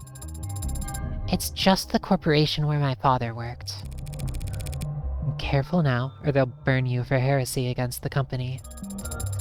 You said it again, the company, as if it's a proper noun. You're mimicking the employees, aren't you? So it can't obey simple orders, but it can pick up on that. You better she, her, you dummy. Well, I guess that Sarah... I don't know if Sarah's, like, mentioned anything like that. Does Sarah have a gender? I was assuming, but maybe I shouldn't have been. Is it just a part of the corporate culture? Oh yeah, daughter. Okay, never mind. I was actually like, huh. What is Sarah's gender situation? But I think daughter came up at some point. Sarah's gender is little creature. Awesome. Yeah. Fitting. Welcome, Batra.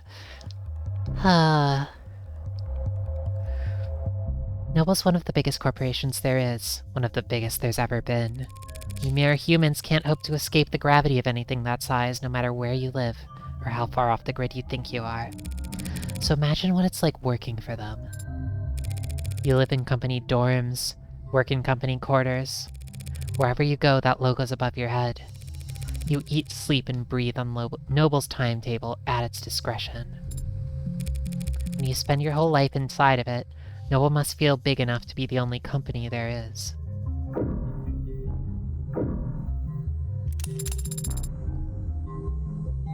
Yeah, that kind of hits. To think this is only one room. This complex is so massive that it doesn't even feel man-made. It's like it was carved out of the rock by waves. Like it's always been here. That's the con. If this place was actually natural, there'd be birds everywhere. I hadn't considered that. Why aren't there birds in here? Probably because of what they do to the ones that get in. I'm kidding. Though I don't have a better explanation.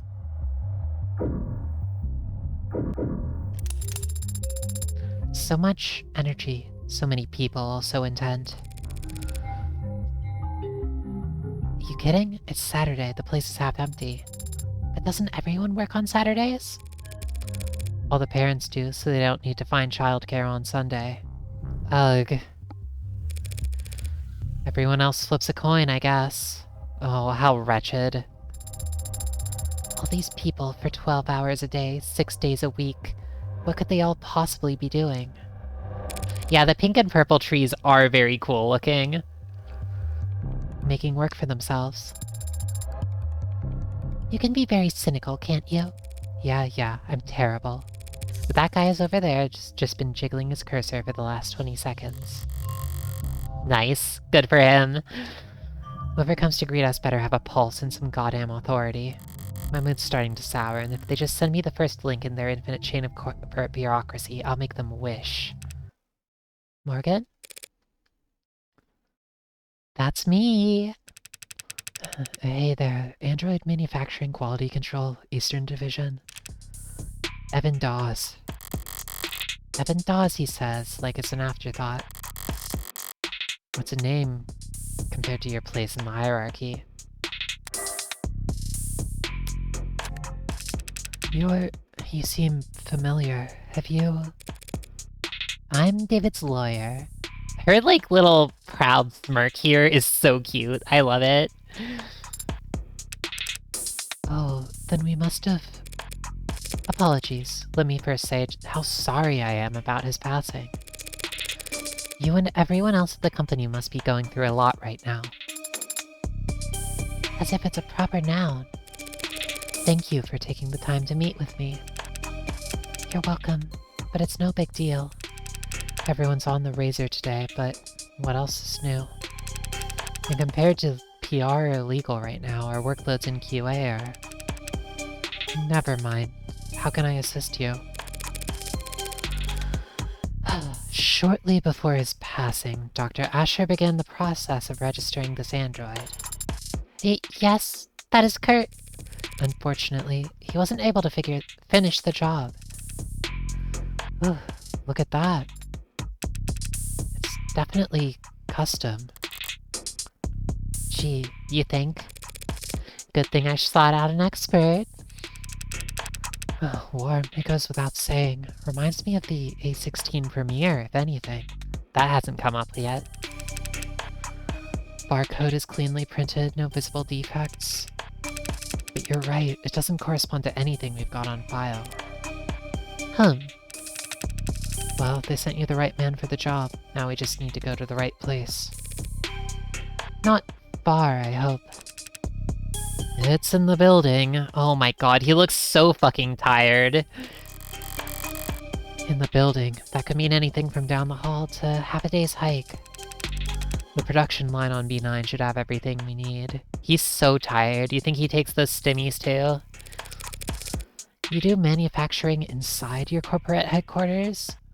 Honestly, that is something I was a little bit surprised about. Like, the fact that the headquarters is, like, in the big skyscraper. I mean, I guess that's not, like, entirely uncommon, but, like, having manufacturing in the headquarters is, like, a little surprising.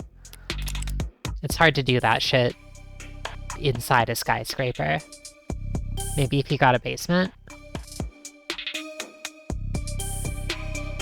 Yeah... Chief Supervisor, Android Manufacturing Quality Control. Likes hammocks, calligraphy, pale ale. He likes to sleep and drink. Dislikes first dates, conference calls, 5 o'clock shadow. He's proud of his practiced handshake. He struggles with solving CAPTCHAs. I was thinking, this guy seems like he's being put through the roboticization process. Hair starting to gray prematurely.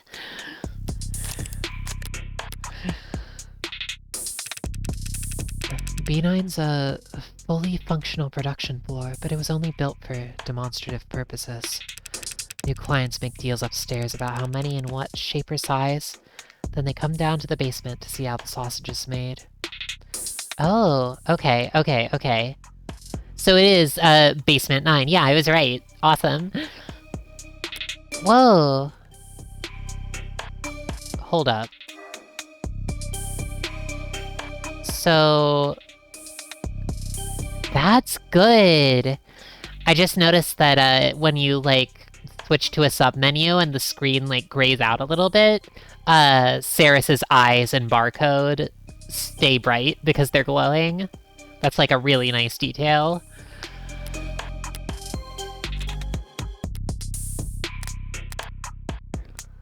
Super smart.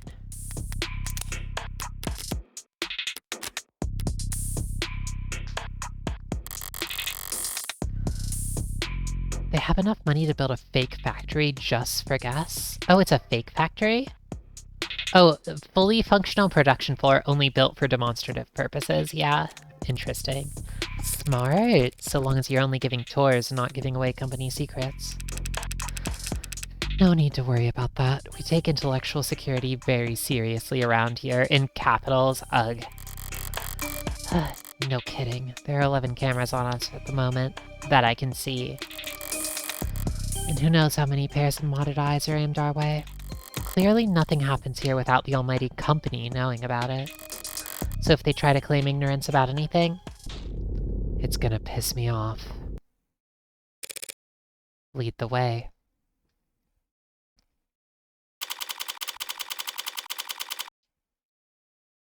I think I'm gonna take a short break here, because I want another snack. So, I'll see you all in a few minutes. Stay tuned for more of The Devil, Episode 1.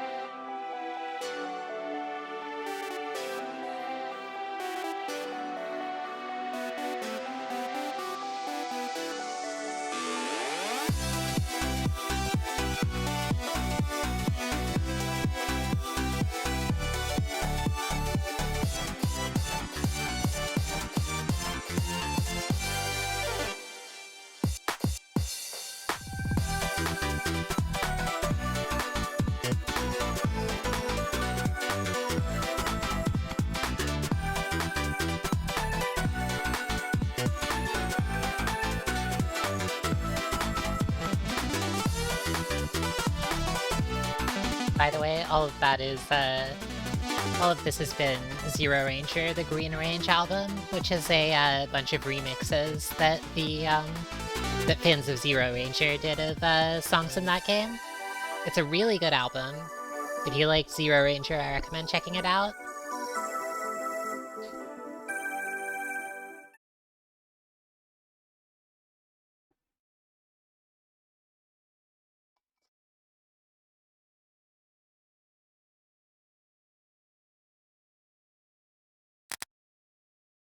Alright, let's get back to it. 3:08 p.m. Noble Electronics Northeastern HQ. Welcome, Reaganomicon. Basement floor 9. It really is fully furnished down here. So what's like the real processing plant, basement floor 10? I don't want to take up too much of your time. This is very nice. Nice scene. But it's pretty rare to get to see all this in person, you know? Would you mind terribly if I looked around for a moment? No problem. I've got some prelim paperwork I need to handle anyway, so have at it.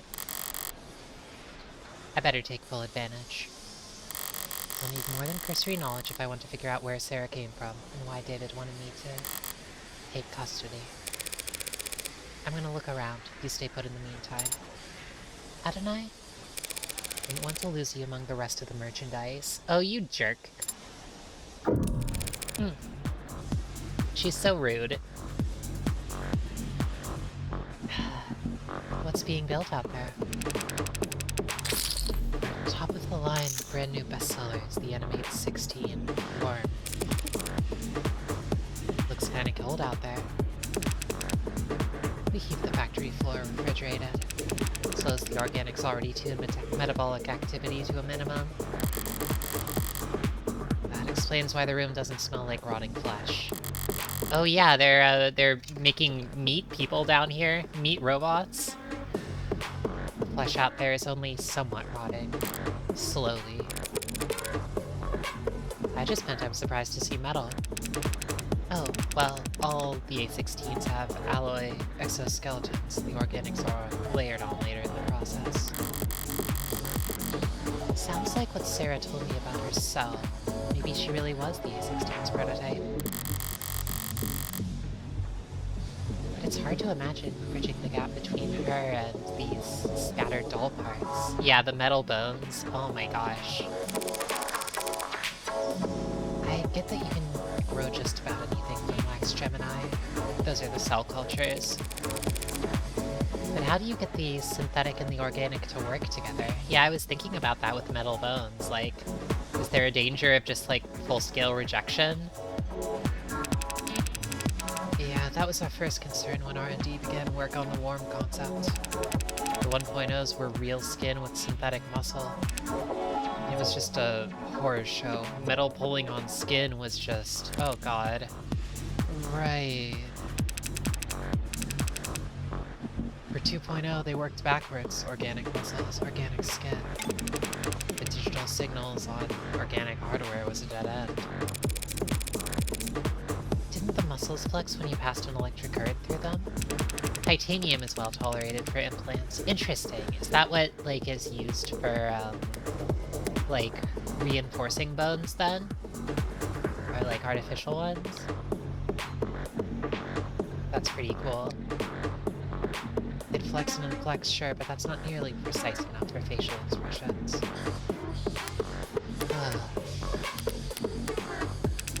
It's like puppets strung upon live wires.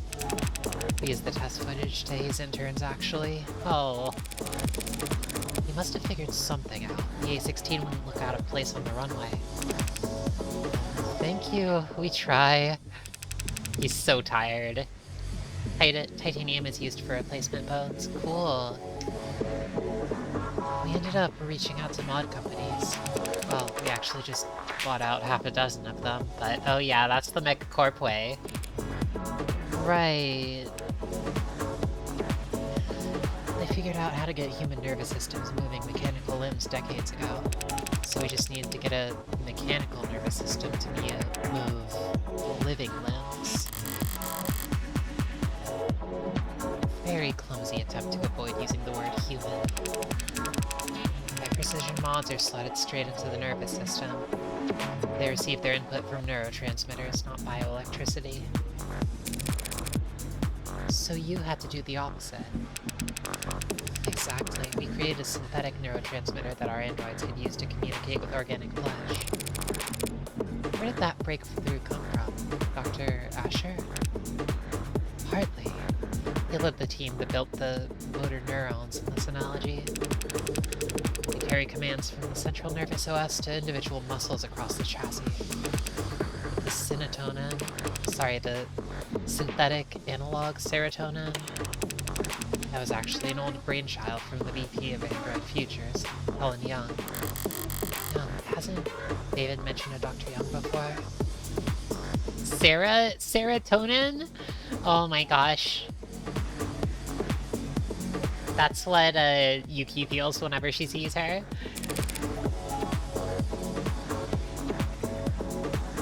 Sounds impressive. She's one hell of a biochemist. Or she was, I guess. Not much time for individual lab work when you get to her kind of pay grade. So Young collaborated with David on the technology that enabled warm androids. I wonder if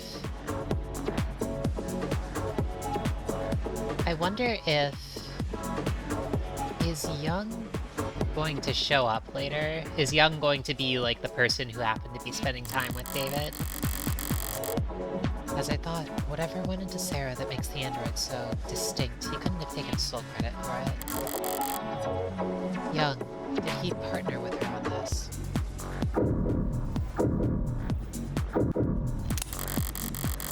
I mean, that seems like a person who might have good reason to want him dead, but... An inhaler left out on the desk, probably a half-dozen empty ones in one of the drawers. Boss? The inhalers, they're distributed by the company, correct? Oh yeah, HR handles it. They personalize your dosage and prescription and update it based on performance and job fulfillment reviews? No! Fuck! Oh my god, if you're not working well enough, they feed you more Adderall!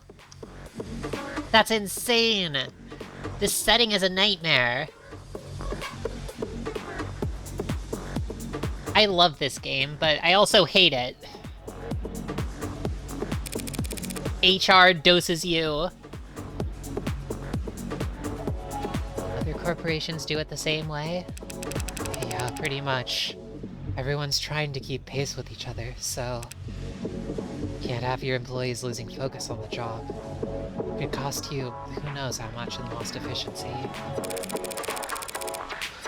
Free drugs, haha, yeah. Sorry if this is insensitive, but given what happened to David, are overdoses common at the company? Yeah. Yeah, he says. Overdoses, that is, not hospitalizations or deaths. It's all pretty organized these days. These days. Man, back when I started in consulting, pretty much everyone had an embarrassing story from the first 2 years where they popped a few too many greens and missed the on-ramp. Popped greens? Yeah, it used to be pills. Green to get you going, yellow to keep you there, swallow a red after brushing your teeth, and get into your bunk fast. Oh god. Okay, so they're like kept on stimulants up until they need to sleep, and then they like knock them out with tranquilizers. But yeah, the inhalers are a huge improvement, like going from torches to the light bulb. They sync straight to your personal biomes and adjust doses in real time. Overdoses are way down. That's great to hear! The trainees under me don't realize how good they've got it. The company drugs regimen, yeah... Kids probably won't even have to learn how to purge. Oh no, dude. Oh god. Yeah, I know, right? Oh, what a mess. I mean, I feel like you see it with, like, these days tech companies, especially in the last, like, you know, couple of years or so, for instance, being, like, doing these things like, mass firings without any sort of, like, drop in stock prices, loss in value, or anything like that, just, like, mass firing people so they can, like, you know, keep the highest in the stack rank, rehiring new people for less wages, that kind of thing. It's very, like, you know, doing, like, kind of sudden surprise, like, performance reviews and layoffs, and, like, you're, like, you know, oh yeah, we'll pay you money to leave the company so we can hire someone for cheaper, that sort of thing. It's very, like, it's plausible, you know, that, like, with companies just kind of, like, decimating their workforces repeatedly like that, that they, like, you know, given a decade or so, given some more time, they would just optimize for, like, bleeding their workers dry as efficiently as humanly possible. Benefits that only kick in after X years, then they can coincidentally find excuses for firing and hiring right before it comes into play. Yeah, super common.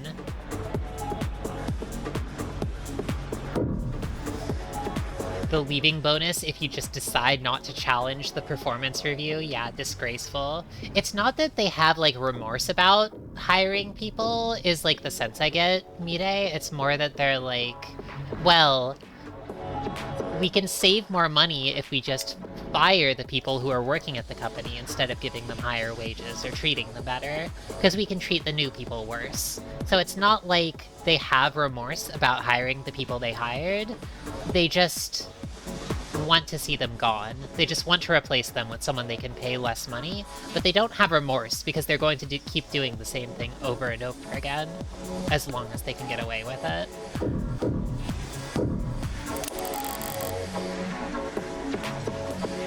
Hollowbel tech rant. Oh my gosh. France can be criticized for many things, but its worker protections are really solid. Oh, do you have familiarity with that? That's wonderful. I am glad to hear that, at least. I'm glad to hear that somewhere has worker protections. Thank goodness. Feels like I've seen this before. That's right, there was one in David's lab. That's the nanograde elementary manufacturer, for sure. Real high-quality piece of machinery. Each of them built in-house by Randock Mechanics. Under most contracts, firing someone in France requires a very good excuse. Termination is a last-sort kind of response. That's very good. I mean, I know that, like, plenty of companies over here like to do the performance improvement plan thing, where they're like, we want to fire this person for a stupid reason, so we're going to say they're, like, doing badly and, like, make up a performance improvement plan that they don't have any say over, where it's like, if you don't do what we tell you to, usually, like, usually it would require working way harder than you feasibly could, or it's up to, like, subjective sort of opinion, then we'll fire you, and, like, if you get a performance review, functionally you'll be fired in 6 months, but that's kind of the mechanism. Even in the US, that's actually illegal. Damn, tell that to the tech companies. I mean, ideally. At least, like, you know, it's the sort of thing where, like, they do it because they've been able to get away with it so far.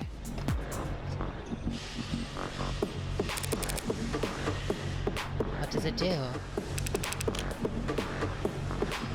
Nano-level flash fab. Okay, so this is they have the funny nano 3D printers. That's how they make the meat limbs, I guess. Or nano machines. Yay, nano machines. Basically a 3D printer for nano machines. You build nano machines in your factories for use in your androids. The raw materials are cheap, literally elementary, so no sense in getting them shipped in. It's mostly the medical models that make use of them. Inject a couple thousand nanites into a patient's bloodstream, run diagnostics, and provide a solution.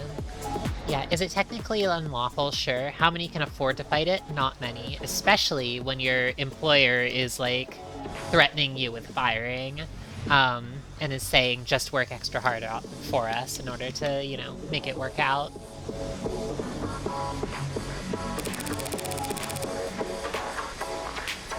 And yeah, those leaving deals, like, we'll pay you money to leave so long as you, don't criticize your performance review. It's just like that. 3D printer for nanomachines. So what kind of ink does it use? Silicon, hydrogen, oxygen, carbon, building blocks. You feed into the nanoprinter and it assembles the machines particle by particle. Like a ribosome building structurally complex proteins out of chemically simple nucleic acids. Must be time-consuming. I do wonder if, like, she knows a lot of stuff. She knows a lot of, like, kind of basic how things work, but for, like, fields in which a layperson probably wouldn't know that. Which kind of, it makes me wonder whether the, like, oh yeah, I didn't know what I was doing, I took all kinds of college courses, is, like, a bit of a...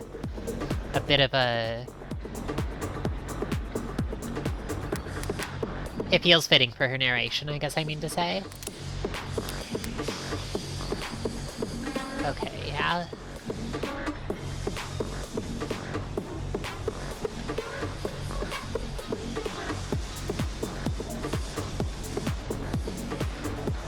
Oh, concerns about the ecological impact of nanomachine surge has been raised, though the official stance of the Nanolife Industrial Lobbying Group has remained unwavering.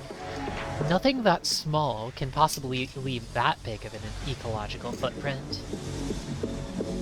She has approximate knowledge of many things. Lead in the blood, microplastics in the blood, nanites in the blood. Oh, kinda true when you put it like that. Kinda makes sense. Yeah, by the way, purging is intentionally vomiting. To get the drugs out faster. You would think, but Randok cracked the code on parallel microfacturing. The inside's crystalline, sprawling, like an ant's nest.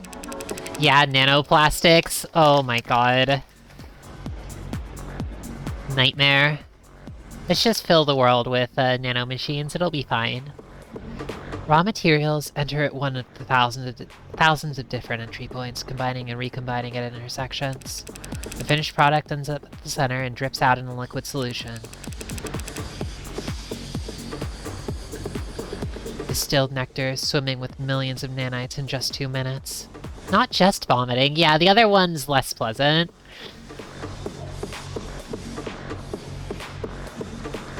Yeah. Nectar? It's stinky. It's sticky? It can be, depending on the desired output. But the door vacuum seals while it's cooking, so don't worry. It's completely spill-proof. Oh, this guy. His, like, this expression is so sad. I love it. What a relief. Not exactly a box of paper clips David could have just brought home from the office one day. He must have brought his own, for some reason.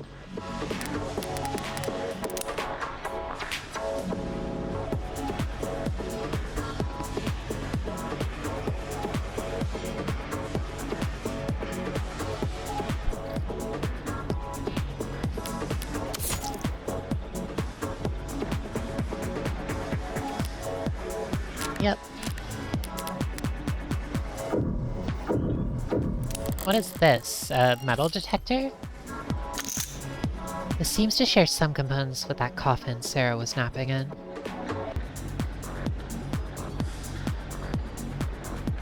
Inert, safe gold turns super not that when it's in nanoscale clumps?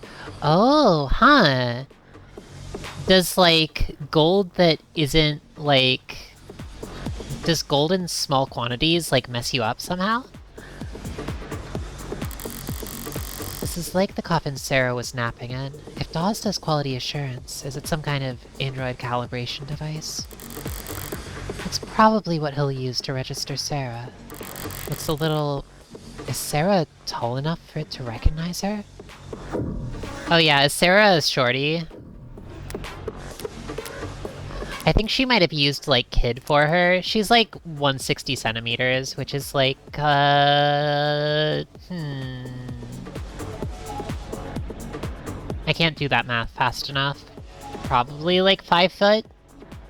I think maybe a little more than 5 foot. Gold nanoparticle can damage organs. Oh, weird. Interesting. So normally gold isn't going to end up like that. 5 foot 4 inches. Okay, so she's not actually that short. But relative to, like, the rest of the characters, like, you know... Thank goodness for Morgan being 175 centimeters. How's Masters? 166. Starling is 176. Lots of tall women in this game. Thank fucking goodness for that.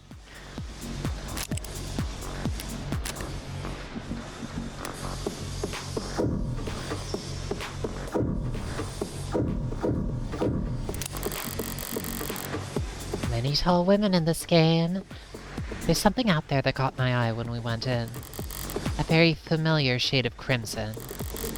If I squint through the glass out on the floor, there are temperature-controlled fluid tanks. Through glass and plastic flows an eye-catching scarlet that transitions into... So you add the blood towards the end? Oh yeah, basically just the right size to ram into cellular structures and not give a shit about immune responses. Yeah, oh my gosh. So very, like, oh my gosh. Just enough to get into the body's, you know, receptors that are made for other things. I know they're going to say, look, it's not blood. It's not blood. Don't call it blood or HR is gonna be on us. You mean the oxidant? Yeah. It's not blood. It's not blood. The androids are made of meat. Yes, they're made of meat, but it's not human meat, and this isn't human blood, okay? It's oxidant. It has the same chemical composition as human blood, but it's not human blood, okay? Something out of place? Androids have blood, even if it's not officially labeled as such, but it isn't red. It's pink. It's pink! It's pink! Let's go! Pink blood! Sometimes milky, sometimes neon, occasionally garish, but pink. I know the developers are familiar with Danganronpa.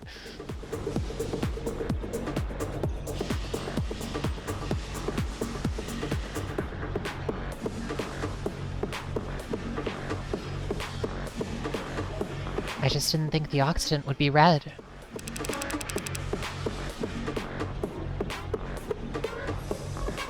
Oh, right, sorry. I barely notice it at this point. The color's natural, comes from the manufacturing process. That chromafuge out there removes the byproducts, the waste, the excess pigment, changing it from blood red to psychopop pink. Without that chromafuge, our android's flesh would come out looking all the wrong colors, haha!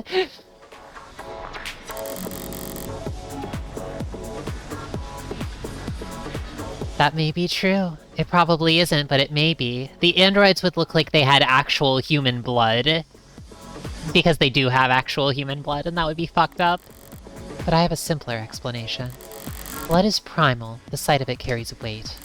They change the color of their product's blood, so that when an android gets a bottle broken against his face, no one bats an eye.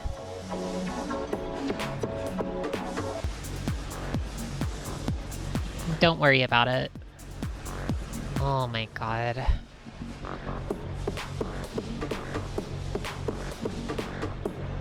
Does android blood taste noticeably different from human blood? Yeah, probably actually. That's a good point. What have we got on this datapad? Oh, nice. There's the datapad. I forgot about this, but I think they specifically said, like, you should keep an eye out for datapads. Much of our world today, and in fact, much of our world's economy, is heavily influenced by the uncanny valley.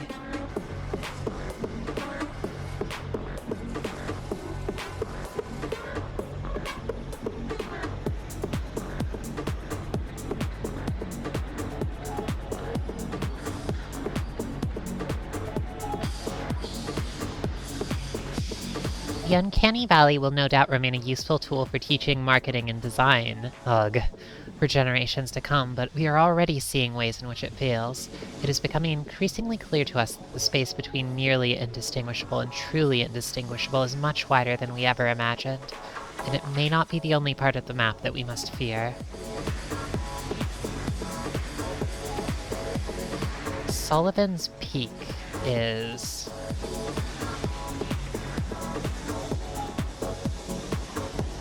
Oh, I see. A peak after the uncanny valley, where making an artificial existence any more human in its features serves only to make the user experience more uncomfortable.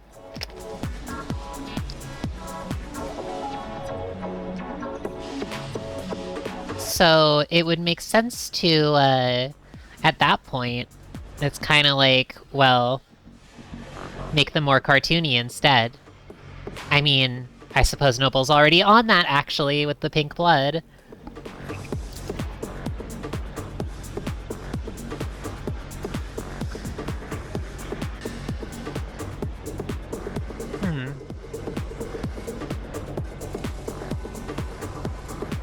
Yeah, thanks, Mide.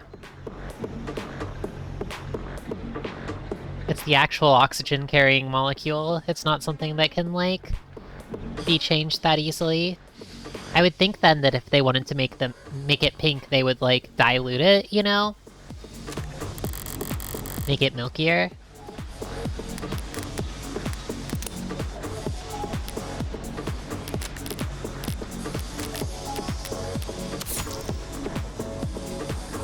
Okay, the chromafuge is evidence. That's weird. How in the world is this gonna be relevant to the case?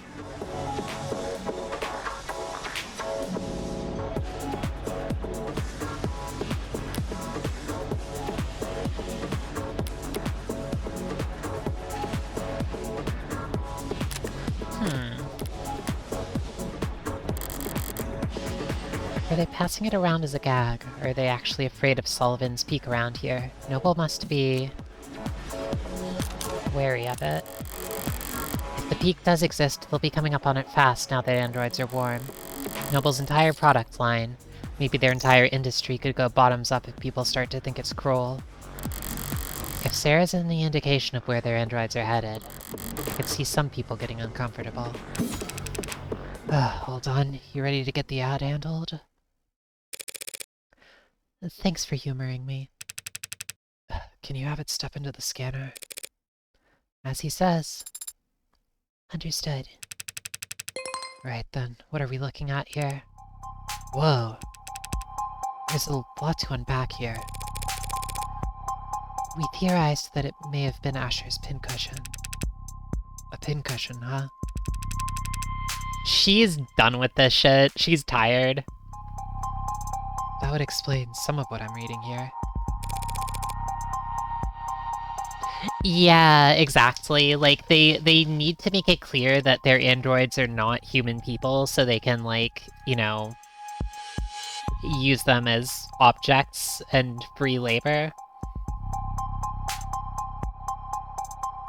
But... so how did they make them more weird?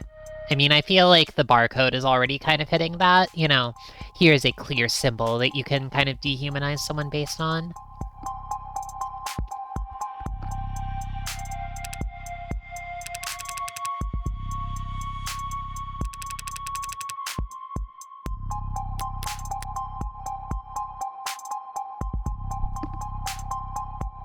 Tess is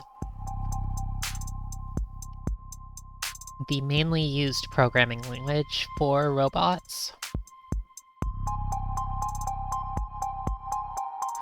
gradual erasure of many spoken tongues. That one kind of just being thrown out there, like, what exactly has been happening that has led to the erasure of languages? I mean, you can kind of guess, but the horror is in the lack of mention.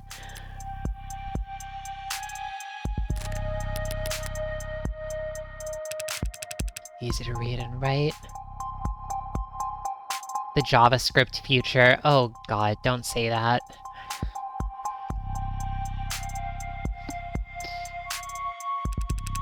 And now this model, what's it go by? Sarah. This Sarah model.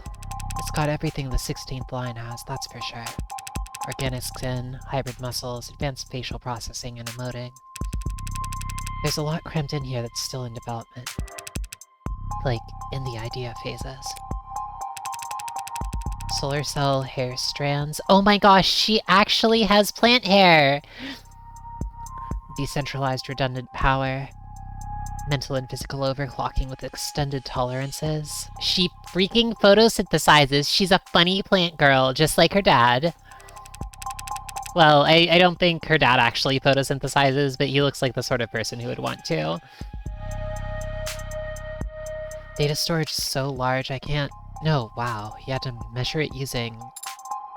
She's proud. I love her. She's Daddy's proud little daughter.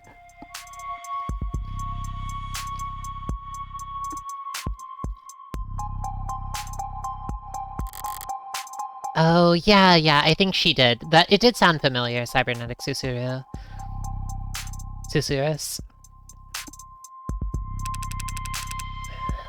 Wait, decryption and signal hijacking? That's dangerous. Interrupt him. Hacking. Essentially. Does that mean it could hack its own tenets? Oh, are there like funny robotics whatevers?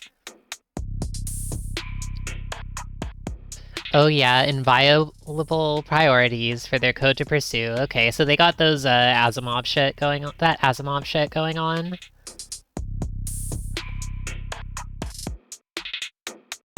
Okay.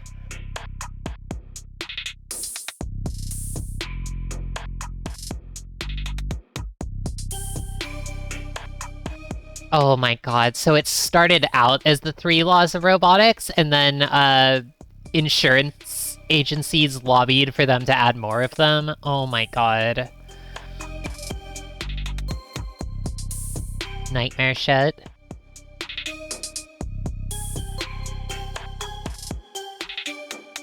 Screams.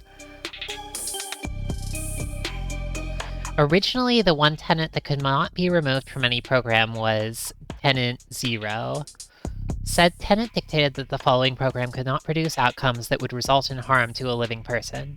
After the decision reached in People versus Volstance defense contractors and the resulting widespread adoption of automated dependence in the military and security sectors, this is no longer required, though Tenant 0 may still be added to particularly benign or mundane software as a good luck charm, superstitious ritual, or joke. This game is pretty good. Yeah, no, we want to kill people with robots. And we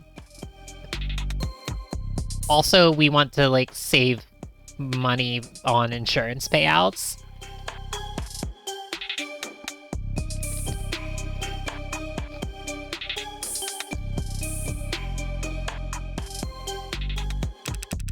Oh no, that's unthinkable. Literally, for an ad. For an ad to break its tenets would be like you stepping into traffic or dropping a baby. So it's doable.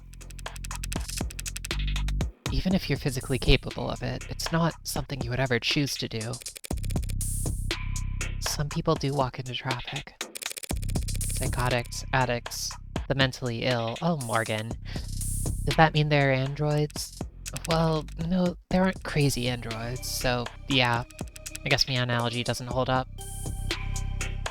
Documentary voice. Some companies adopted "don't be evil" as a good luck charm or joke.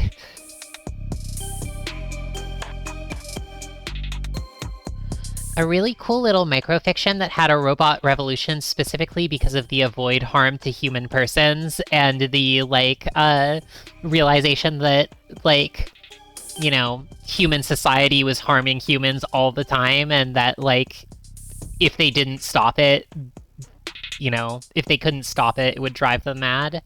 Pretty good. It does sound like a Star Trek episode. That's a good pick. That's okay. So it can't hack itself, but it was given the ability to hack other systems. The industry line is such that the capability could be an option in certain emergency scenarios. Breaking through the firewalls and encryption of surrounding electronics to broadcast directly to police or military channels. Oh god.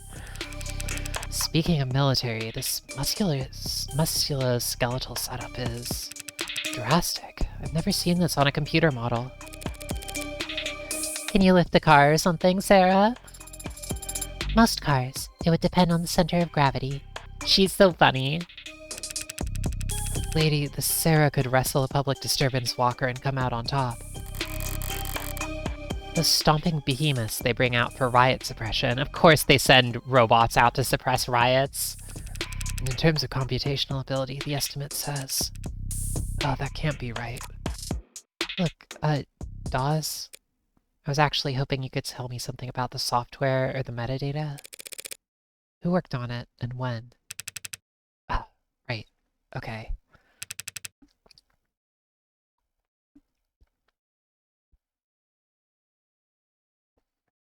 Well, that's unfortunate. The editing logs have been purged.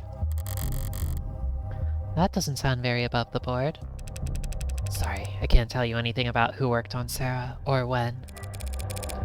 Any chance you can restore those logs? Not here, not with this machine. I need the computers that were actually used for programming this model. Any ideas where those would be? Sarah? I cannot answer that question with any accuracy. Had a feeling you might say that.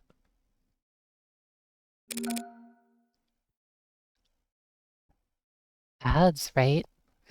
Yeah, I am.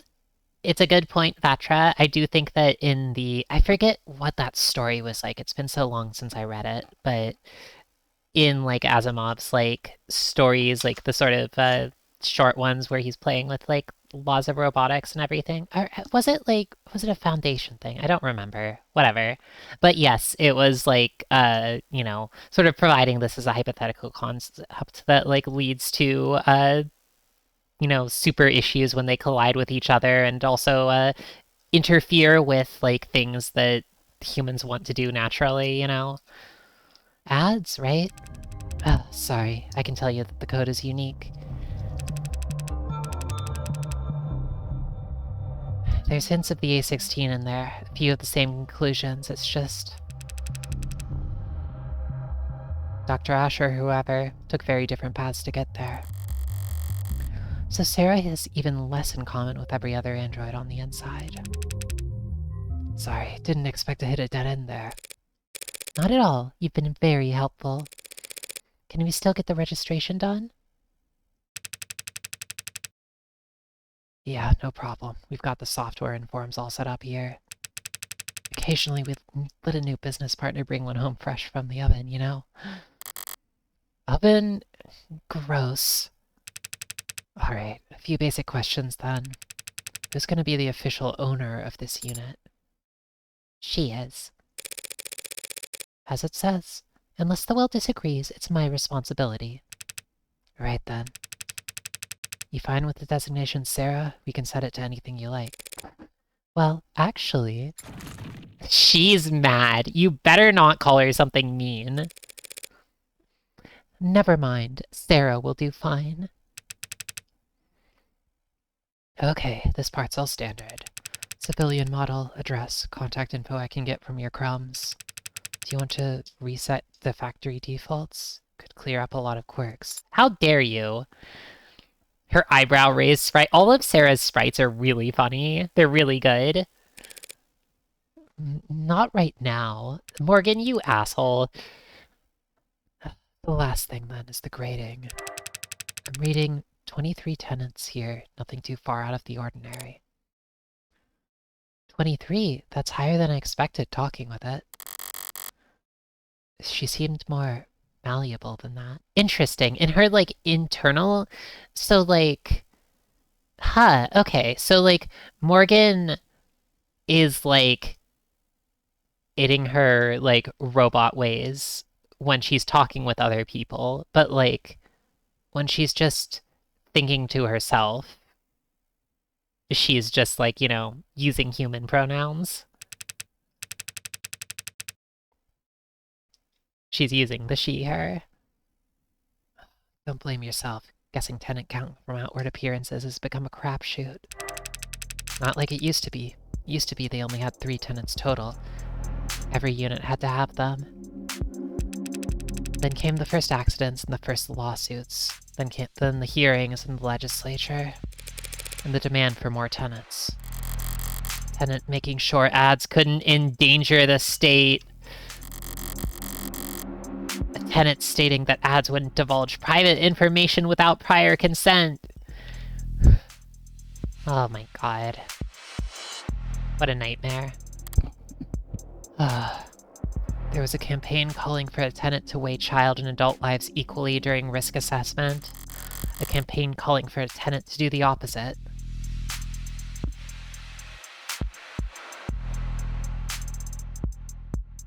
I'm having fun, yes. It's just like, damn, this is hitting.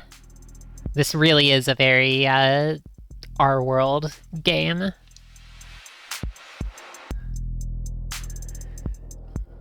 Oh my gosh.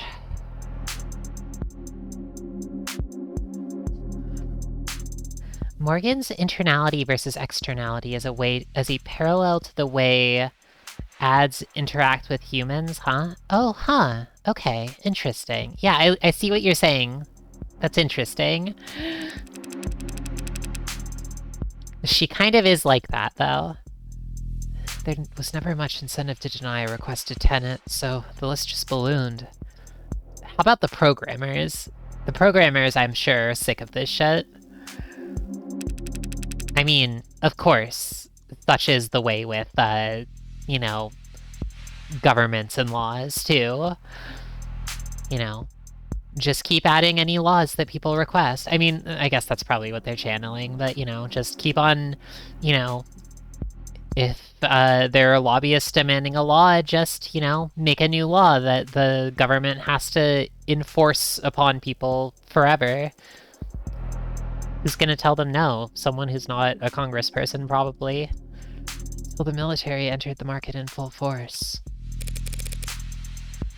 You sound like you don't approve. I wouldn't go that far, sweating. They need their ads to be able to pull the trigger when ordered to. Without clearing 5,000 lines of bloated, hard-coded decision points to get there, I get that.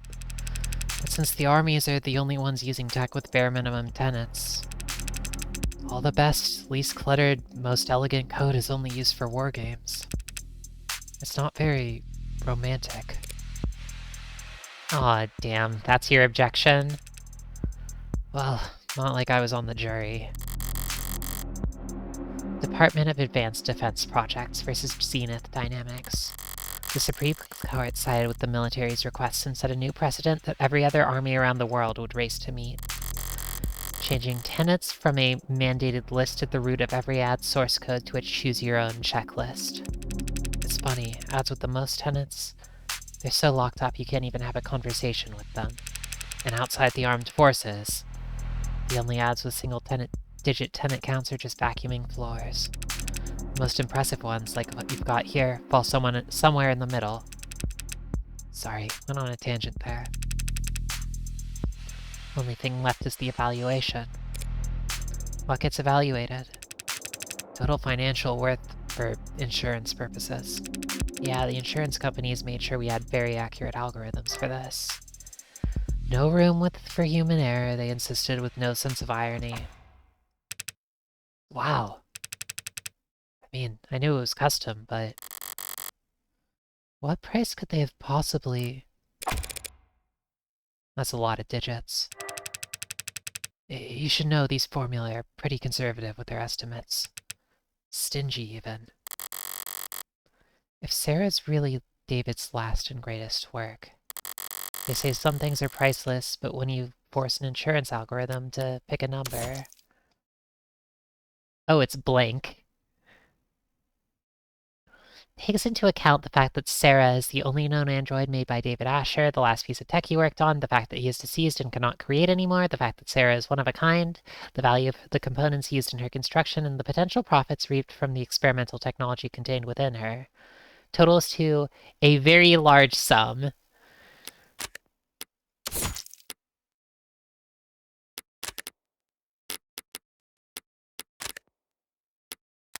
Morgan's Gucci daughter. Yeah, true.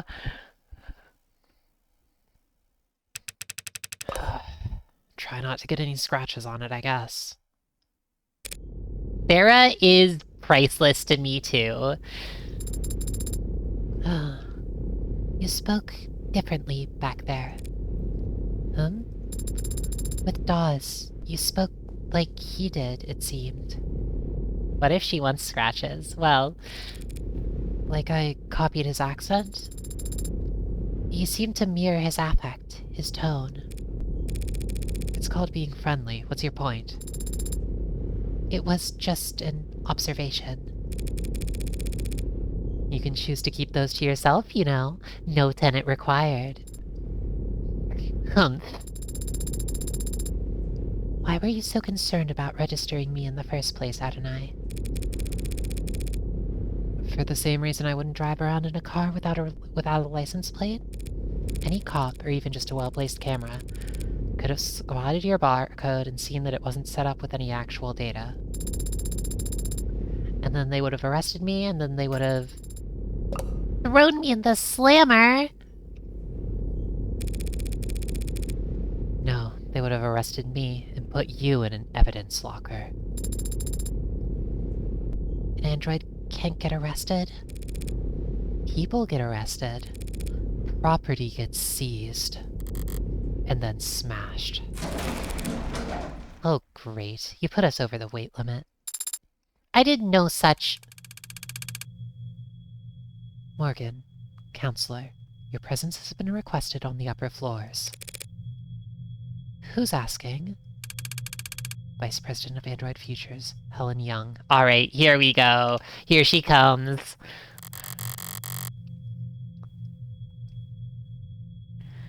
Shouldn't have assumed I still had the opening move. Tell her I'll be right up. I'll redirect your elevator now. Taking control of your elevator is very... convenient? Forceful. As if Noble is trying to directly steer your investigation. If Noble wanted to shut me down, they wouldn't bother to be subtle. I suppose they could simply refuse to cooperate. Or just let the elevator drop.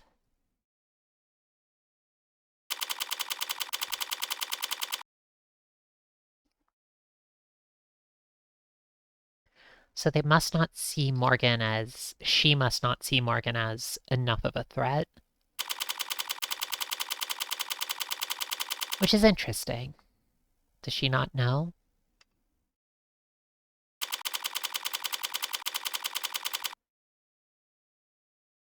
I'm like a little bit surprised that she actually... I mean, it's like probably reasonable for the sake of like avoiding getting blown up for her to like register Sarah, but like still now they know about a now the company knows about like a super advanced unknown android that like I don't know. This seems like bad news. Alright, here she is. Nice makeup. Nice look. Right. Speaking first is a sign of weakness, is it? And here I thought I could avoid wading into the swamp of corporate pretend power dynamics. Let her stew. A silence is only awkward if you care. I can ignore social cues all day long.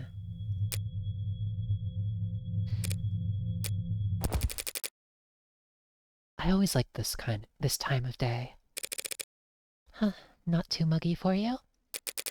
No, I never liked a clear blue sky. It always seemed cold to me. Her undercut is good too. You're in luck. The sky gets more colorful every year. As the air quality drops? Childish, isn't it? Marveling at the small sheen of rainbow dancing on the surface of a massive oil spill. Apologies for waxing poetic. God, yeah, her style is killer. It's been a very unusual 24 hours around here.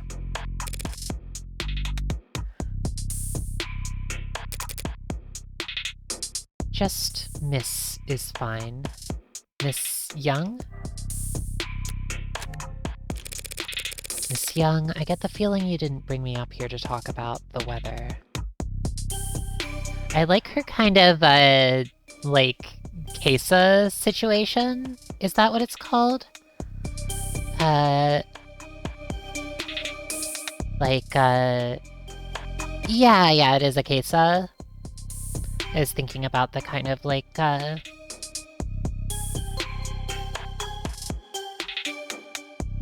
it's not exactly, like, a robe that I'm thinking of. I'm thinking of kind of, like, the asymmetrical garment she's got going on. It's good. Have a nice night, Draconic Dude. Miss Young, I did get the feeling you didn't bring me up here to talk about the weather. No, I brought you up here to express my condolences. I'm very sorry for your loss. She looks so sorry. Thank you, though I could say the same. I know you and David worked together for many years. Yes, we did, but as much as I'd like to just drop everything and process, the company wheels don't stop spinning for anything. Or anyone. Was Dawes of any help? She sent him, trying to be helpful or just trying to control the narrative. He was great! But that must mean you know why I'm here. Oh, I don't want to make assumptions. No need, I'll be explicit. I'm here as an officer of the court, which means I'm bound by law to document every rock I turn over, and every person I speak to. Yes, the lawyers made that all very clear. Lawyers? You have an android. It's not one of ours. You can tell that quickly. Got all the faces memorized? Oh, it's easy enough to remember the major archetypes we use, yes? If you're nuts about your work, maybe. It's a recent acquisition. Very recent, in fact. One of David's last requests, apparently. Oh, you should not have said that. She's gonna want to clean up loose ends. David asked you to take it. Sorry if, Young is not, like, you know... Sorry if Young isn't the murderer here, but, like... You know... I'm placing my Hollowbel bet. I bet, what is it again? I bet 50 motes of fairy dust that it's, Young.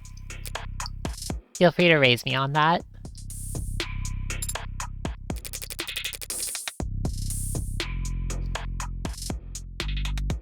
Wanna bet? I do wanna bet. I've been told that you've been to David's estate already. I mean, I probably shouldn't start betting before the trial, but... I do bet it's her. I'm not gonna make a poll, though, because I know some of you here have played the game already. The police gave me full access to the scene. Then you know that he wasn't alone last night. Yes, there was a single witness who met with him and called emergency services when he fainted. I was that witness. Well, there you freaking go. Really? Obviously. There aren't that many people David would bother meeting with in person. let alone welcoming them to his home and offering them a drink. I mean, look at her. She's so perfect. Yes, she is. She is so perfect, but I also knew that Young's his superior on paper, though not in fame. She is very corporate. I like her undercut, though. And I knew that the witness had Executive Plan 3 insurance, so they had to be higher up than David. Well then, do your lawyers know we're having this conversation? Of course. They're pulling their hair out about it as we speak. I can't imagine why. The police cleared you. And you were well within your rights to ask for some privacy, given the high-profile nature of all that's happened. So why call me up here? Why cut through all the red tape your lawyers painstakingly hid you behind? Look, you spent your Cyberpunk 2077 playthrough panting like a dog for Hanako Arasaka? Oh my gosh. That does not make you innocent. I liked Cyberpunk 2077 a lot. I wasn't expecting it, but I didn't realize what, like, a strongly, like, narrative game it is. Like, it is... I mean, it's basically a visual novel with, like, driving and shooting segments in an open world or whatever. It is very fun, though. It's, like, I love the, like, weird plurality, like, the nightmare plurality situation between V and, the, you know... rock boy anarchist in her head. Keanu Reeves, I mean. It's delicious. V is pretty cardboard cutout idiot. They have their moments sometimes. The side characters are especially good, though. They're definitely the standouts. I like when V shows some vulnerability and is a little, like, a little messy with it, but you kind of gotta fish a bit to get that to happen.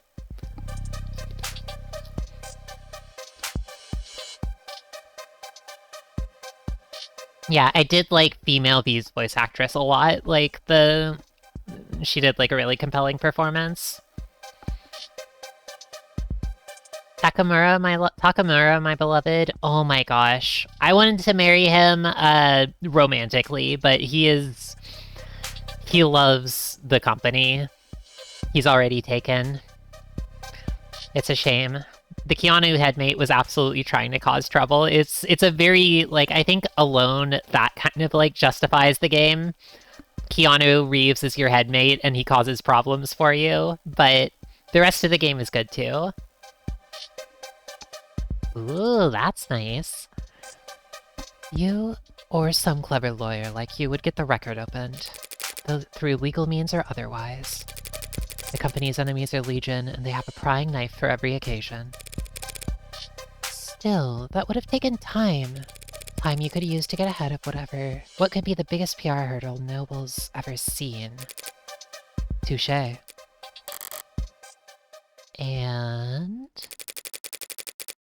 so perhaps the truth of the matter is that I simply didn't want to hide. David was my colleague for several years. If I were in your shoes, I would have questions as well. You're doing this for my sake. Oh my gosh. Automod, hello?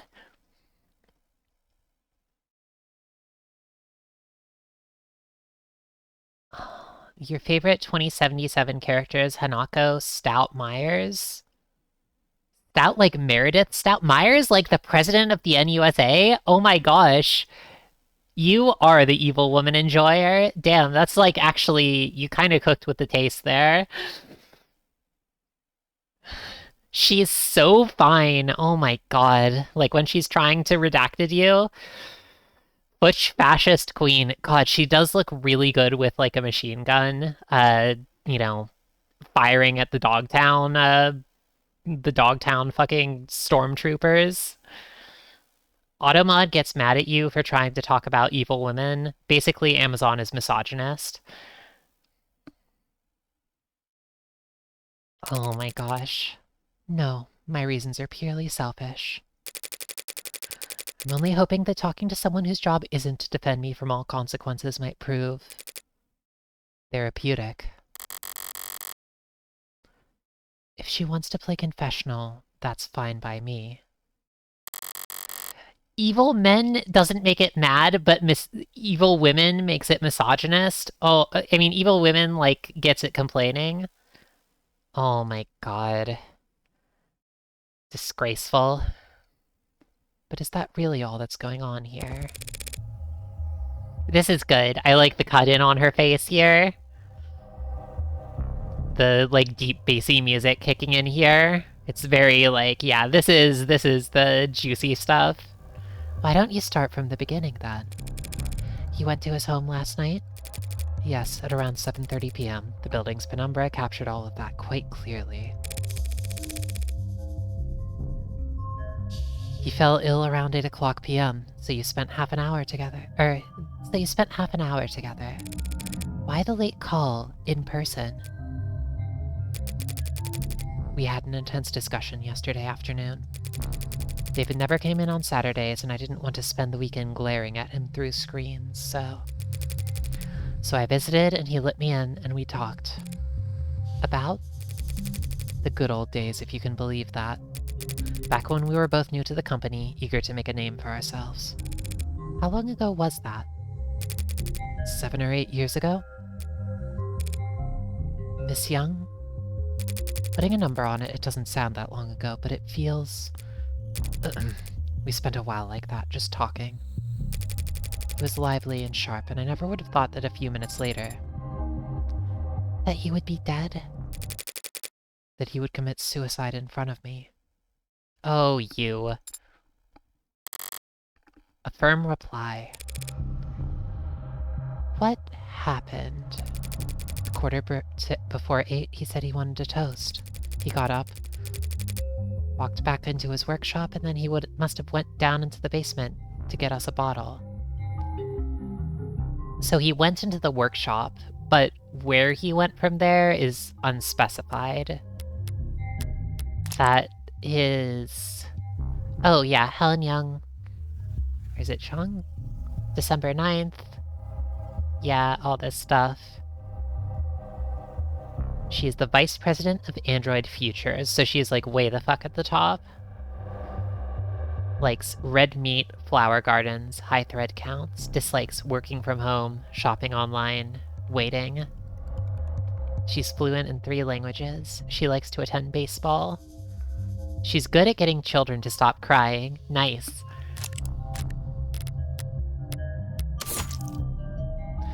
So this one was found in the kitchen.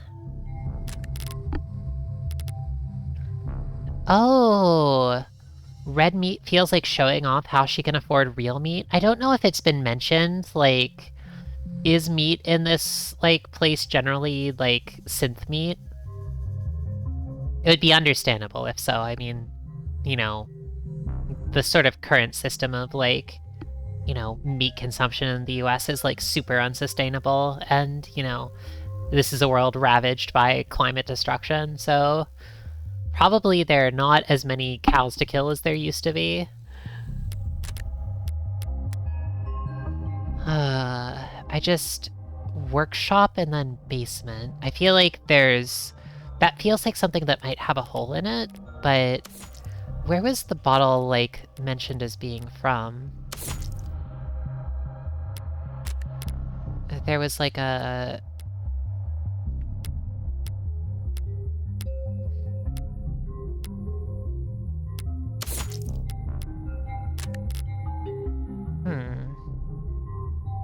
Reduced land area in Cyberpunk. Yeah, I think it's a reasonable assumption.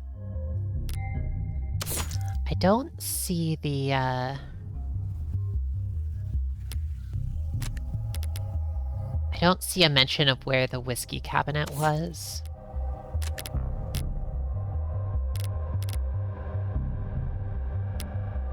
Well, I won't worry about it right now, but that feels important. I checked some messages in the meantime, enjoyed the view. In other words, she stayed on camera. He came back with a bottle of whiskey and 2 plastic cups. We drank and talked.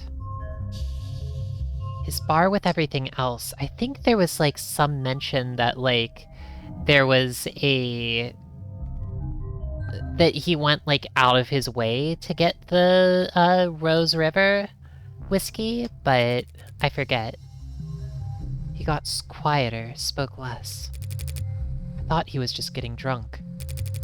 I didn't get worried until he started to fall asleep. You tried to wake him. He wasn't responding. I tried to shake him awake, but he didn't seem... I left him and ran to the kitchen to use the security system. Didn't think to use your phone. No, I suppose I didn't. But it worked out. Penumbra's emergency protocols summoned a VTOL straight to his helipad with one button press.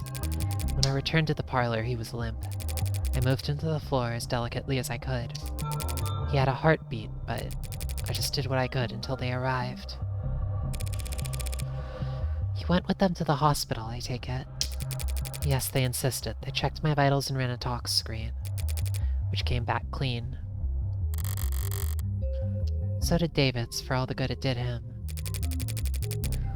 I wasn't paying close attention to what they were saying at that point, but I'm sure they ran through every step of the CCE SOP, CCE standard protocol? Standard operative protocol, I think? You seem certain that it was suicide. Yes. Why? As he said, he got quieter as the time passed and he spoke less. But the last thing he said to me, the last clear thing he said, was that he was happy ending it here. Said he was content. And he downed his glass after that. He drank every last drop.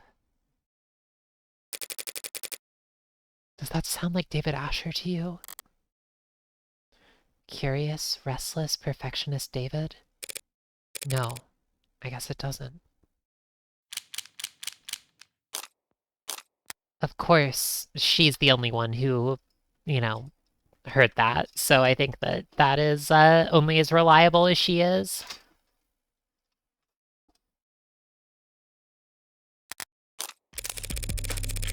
You said CCE Standard Operating Procedure a moment ago. What is that?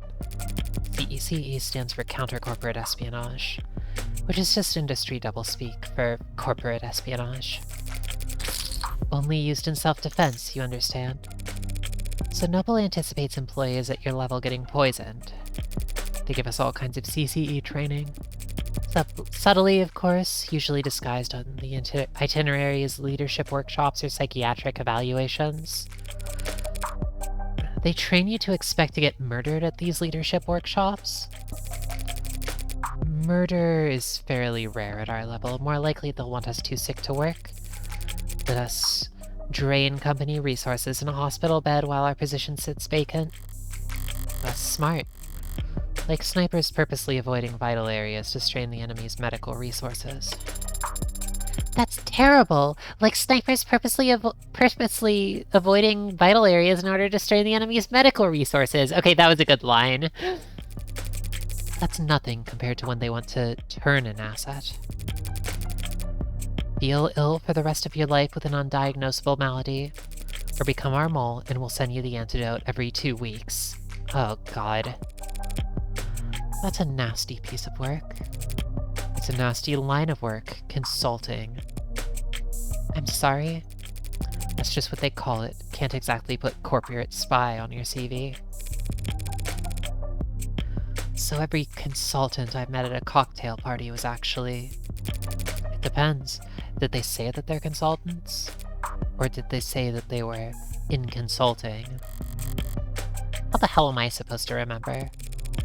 So, do you people think that what happened to David was a deliberate attack? Noble's competitors have been trying to get to David for years, and that's the timescale their plans operate on. If this was an attack from a rival corporation, the company would have seen it coming, and they'd probably have struck first.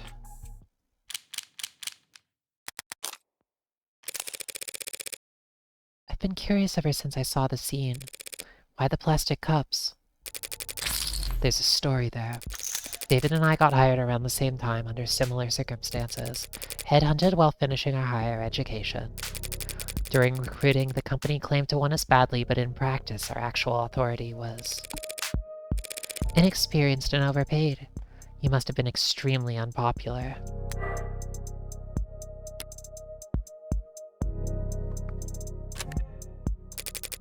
You don't mince words. We didn't either back then.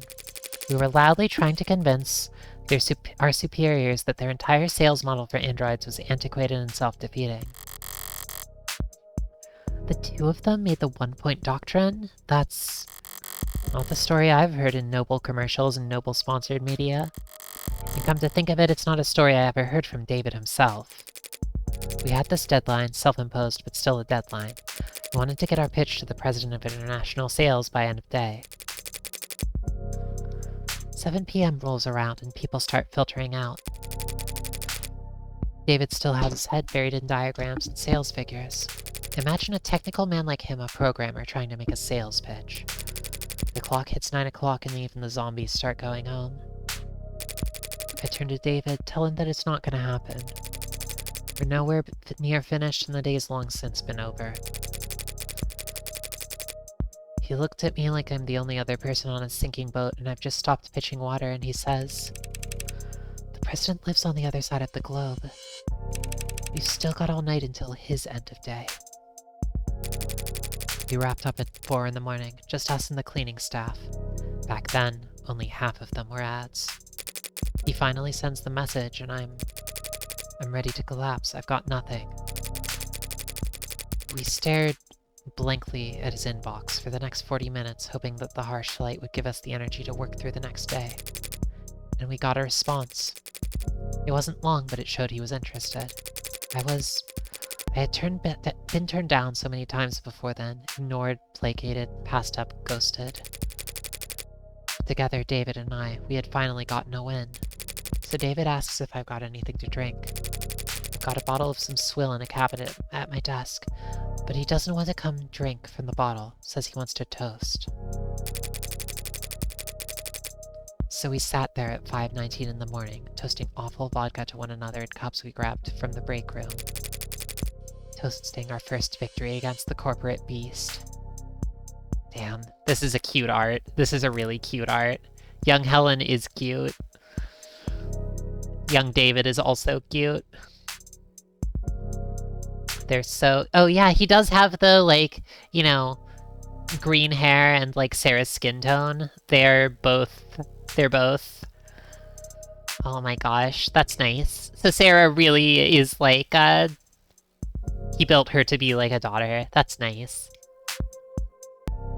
He seems like a good dad. Even if he's a freak.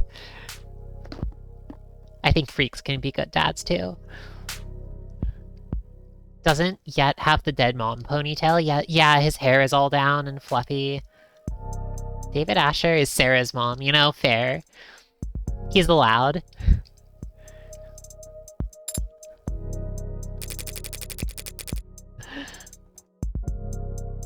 Between the lack of sleep and the drinking, the next day at work was hell. Sounds like a good memory. Honestly, yeah, it feels like that's a direct parallel to, like, Morgan's, like, sort of early memories with, David Asher being, like, you know... David Asher also, like, rushing into a deadline and, you know, Morgan being there for him. Plastic cups and liquor. That was our little ritual. That's important.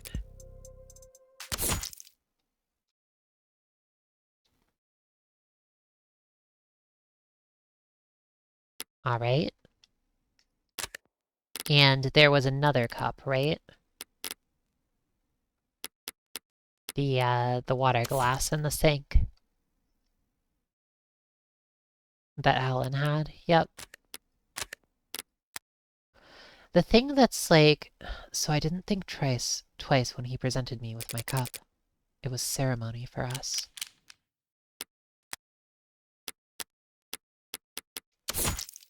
So her story was this. Yep. That will be evidence.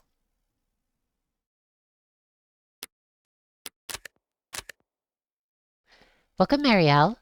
The deviling has been going great.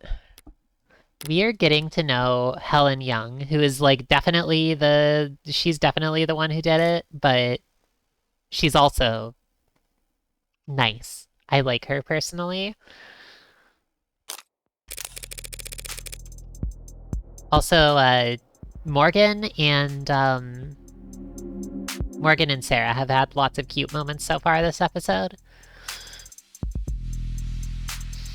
An exec doing something evil? I don't know. As VP of Android Futures, you're David's superior, aren't you? That's correct. Didn't you join the company at around the same time? David was always more interested in his work than he was in climbing the ladder. That's, like, pretty surprising considering that he's, like, so high up it, but he didn't like playing the corporate politics game. But it makes sense given that he kind of was, like, so responsible for it, you know? The company's success. So was he unpopular around here? Was he unpopular around here? Not unpopular, no. Not the great Dr. David Asher. Misunderstood, perhaps. How so? He could be blunt, demanding, some might say. He wasn't trying to be, it's just not everyone could work at the same pace he did for as long as he did. Even with the whole company huffing those inhalers, they couldn't keep pace with David. Speaking of which, I don't see any at Young's desk. Oh, she doesn't take it. Maybe it's not something you leave out in the open at her level. So you would say that his work-life balance was... Balance implies that the two are at odds with one another. We use work-life harmony here at the company.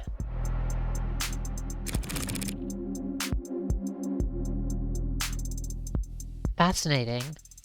So, was he in harmony? No, David always had plenty of suitors, but he was never willing to put the time in. But I'm sure you're more knowledgeable than I am on that subject.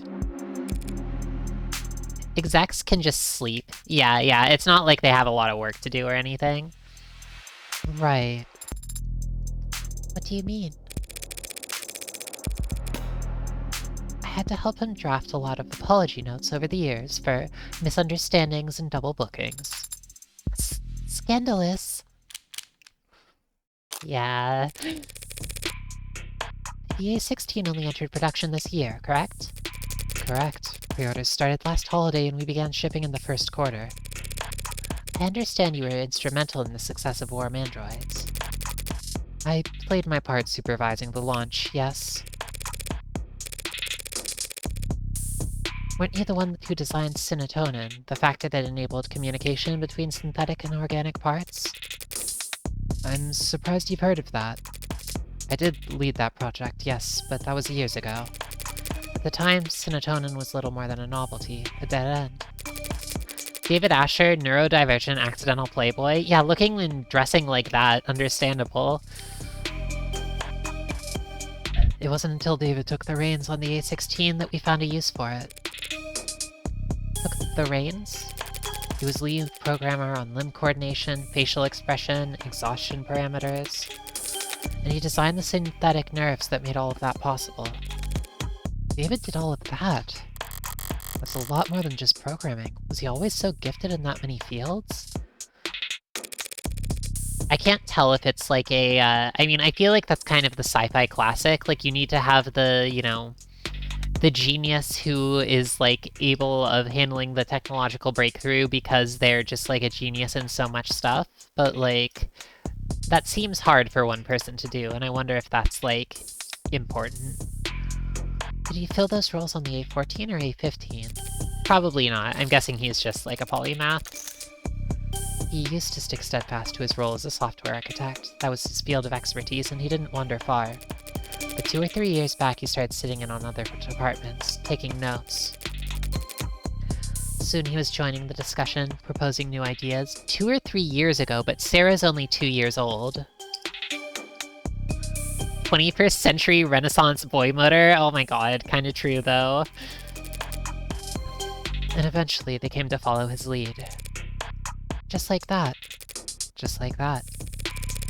So he just applied himself, and soon he was leading other departments.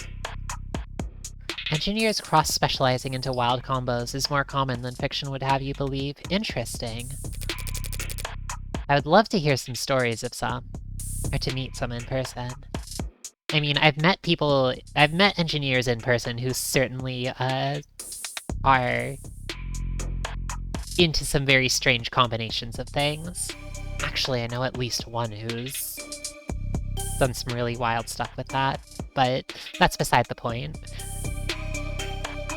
That's the kind of genius that Dr. David Asher was. Maybe they weren't paying him enough. Yeah, a case of it just, I need to figure out this one thing, and then they can't do it, and they keep on learning and learning. Oh my gosh. Yeah, that seems very reasonable. The company profited the most, of course, but the entire industry benefited from his vision and leadership. His loss will be felt for years. So this android, Sarah... Hmm? Even Dawes couldn't find any real details on where it came from. It's not in any of our systems. I'm afraid not. Did David ever talk to you or anyone else at the company about a pet project? Pet?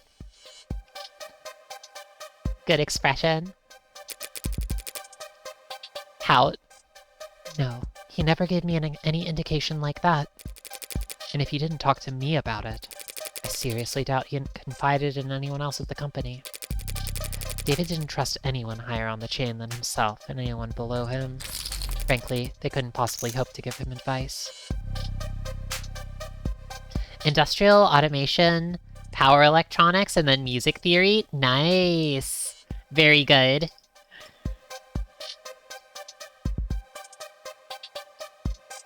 Good overlap between electric and music theory? Yeah, it's all waves. Pretty cool. Oh my gosh. That's exciting. Nice combination.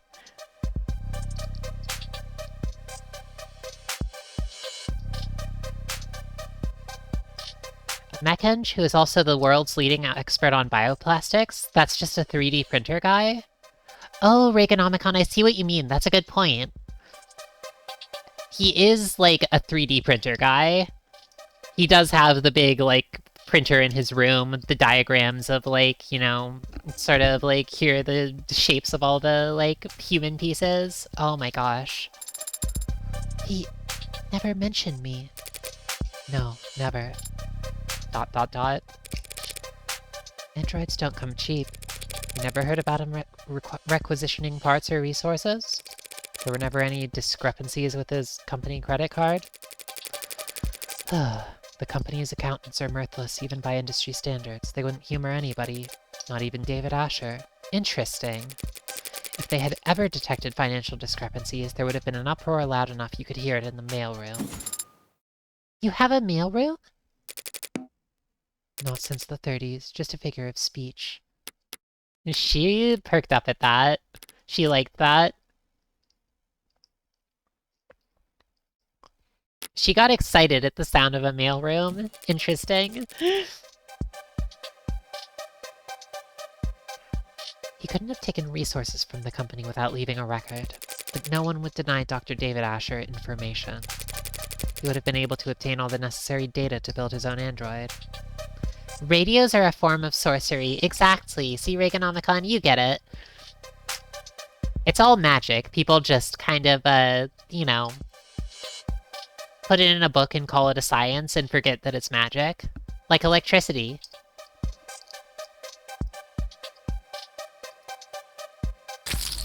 Then, with enough time and money, he could privately purchase the raw materials himself.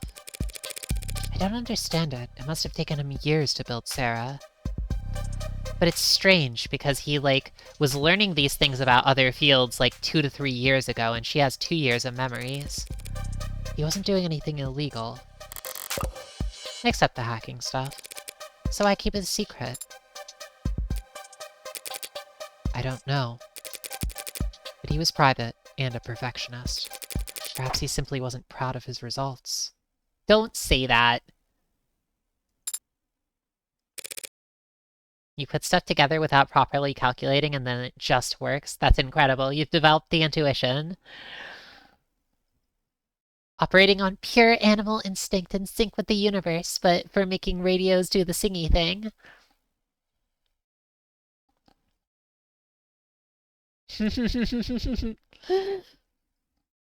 Electricity is magic. Oh, it's all waves. Wait, what happens past the gigahertz range? Oh, you're making me curious now, Ergonomicon.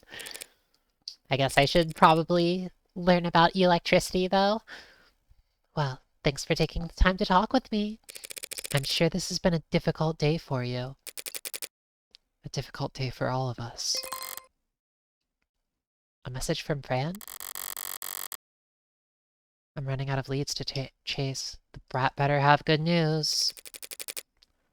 Are you really going to take this to court? Had she mentioned that?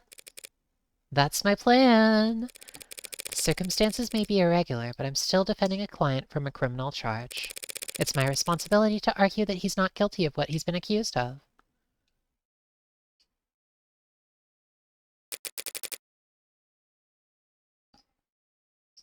And is that what you believe? That he didn't commit suicide? I guess I haven't decided what I believe.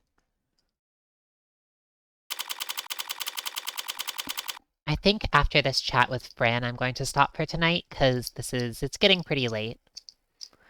I am a little bit like, oh my gosh, I do wonder how many more streams it'll be at this point, but, like, will it just be 2 more streams after this? But, no, I feel like the pieces are coming together. Would you kindly slow the hell down? Almost halfway? Okay, perfect. I'm sorry, Adonai. Was I walking too quickly for you? That wasn't walking. That was speed walking. Up 2 flights of stairs. It's very different. Speed walking? Sounds like a powerful technique. Is it like the Zhangjiao? Just let me catch my breath for a minute. Adonai, is it possible that you are out of shape?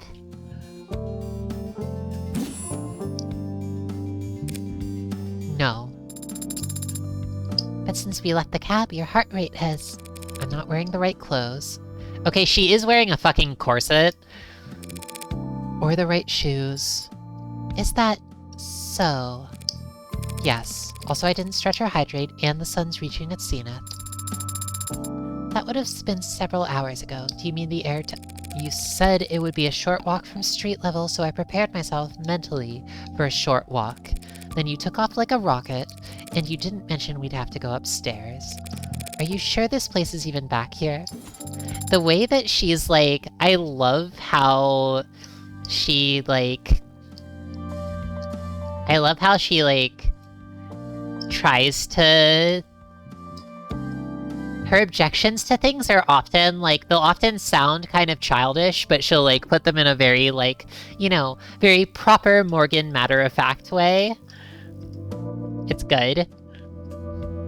Trying to do anything in a corset is torture. I bet.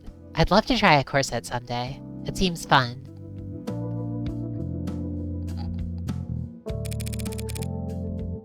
Maybe if you're a mountain climber. When I sent Fran hunting for a musician in David's circles, I expected them to bring me someone from the city orchestra or a jazz club. The champagne flute and teacup kind of musician. But this is the tequila and neon part of town. It should be in view if we turn. Ooh, that's nice. Lacing them in weird ways. Very cool. Adonai, be careful. Of what? It's a stray, and it's bearing its fangs, too. It could be carrying diseases. You should... relax. Adonai, it's growling. It's not growling at me. See? So it's just me that it doesn't like. Too much static. How'd you get it to calm down? It's an animal, not a monster. It wants to be calm. That's nice insight. Do you like animals? What kind of cold-blooded freak doesn't like animals? Morgan! Do you have a pet?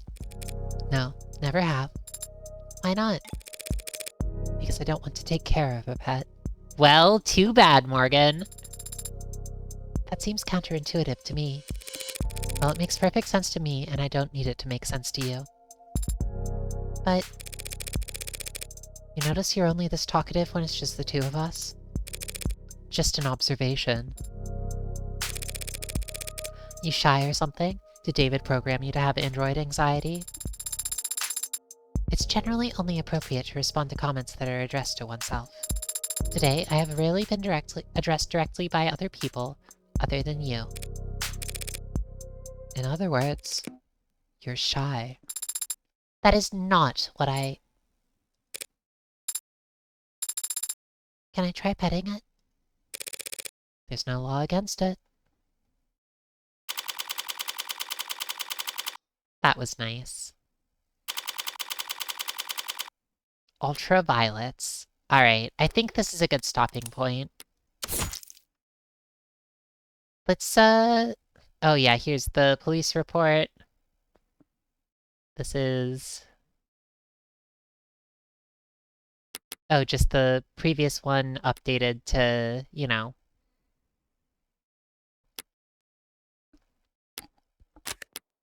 Thank you. This has been a very nice stream.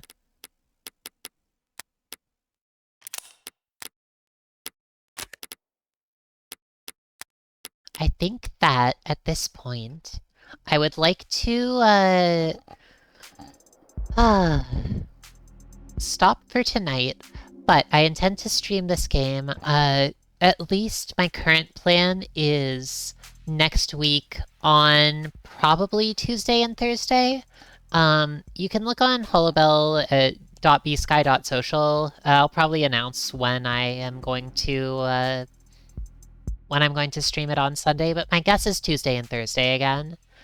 And if we're about halfway through the game, then I think we'll finish it over the next couple streams, just in time for the release on the, hold up, let me check, of the Devil episode 2 is releasing on December 18th, 2025. So I am going to... yep, I'm intending to wrap it up on Thursday, just in time for episode 2, so I can be like, everyone watching this, you should go download and, like, you should buy Nth Circles of the Devil episode 2 and play that shit yourself. I am loving their work so far. I think they're doing amazing. This game is incredible. I want to see Of the Devil get huge. I mean, huger than it already is for how, like, you know, for, like, what a small production it is, because, like, that's already quite huge, but I think that a lot of people would love this game if they gave it a shot. Run through it and also see everyone else's reactions to it. Yeah, I won't be streaming episode 2 specifically because I want people to play it for themselves. So, you know, something to look forward to in about a week's time. But until then, I'll be streaming Tuesday and Thursday, so take care, everyone. Thank you for watching this stream. And good night. What about episode 3, 4, and 5? We'll see when they get there.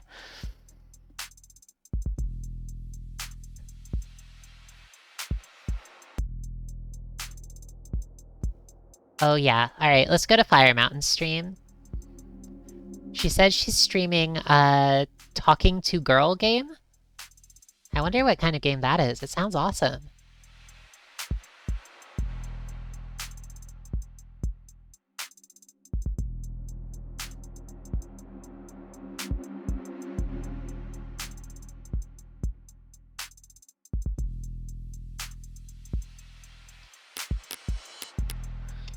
Right.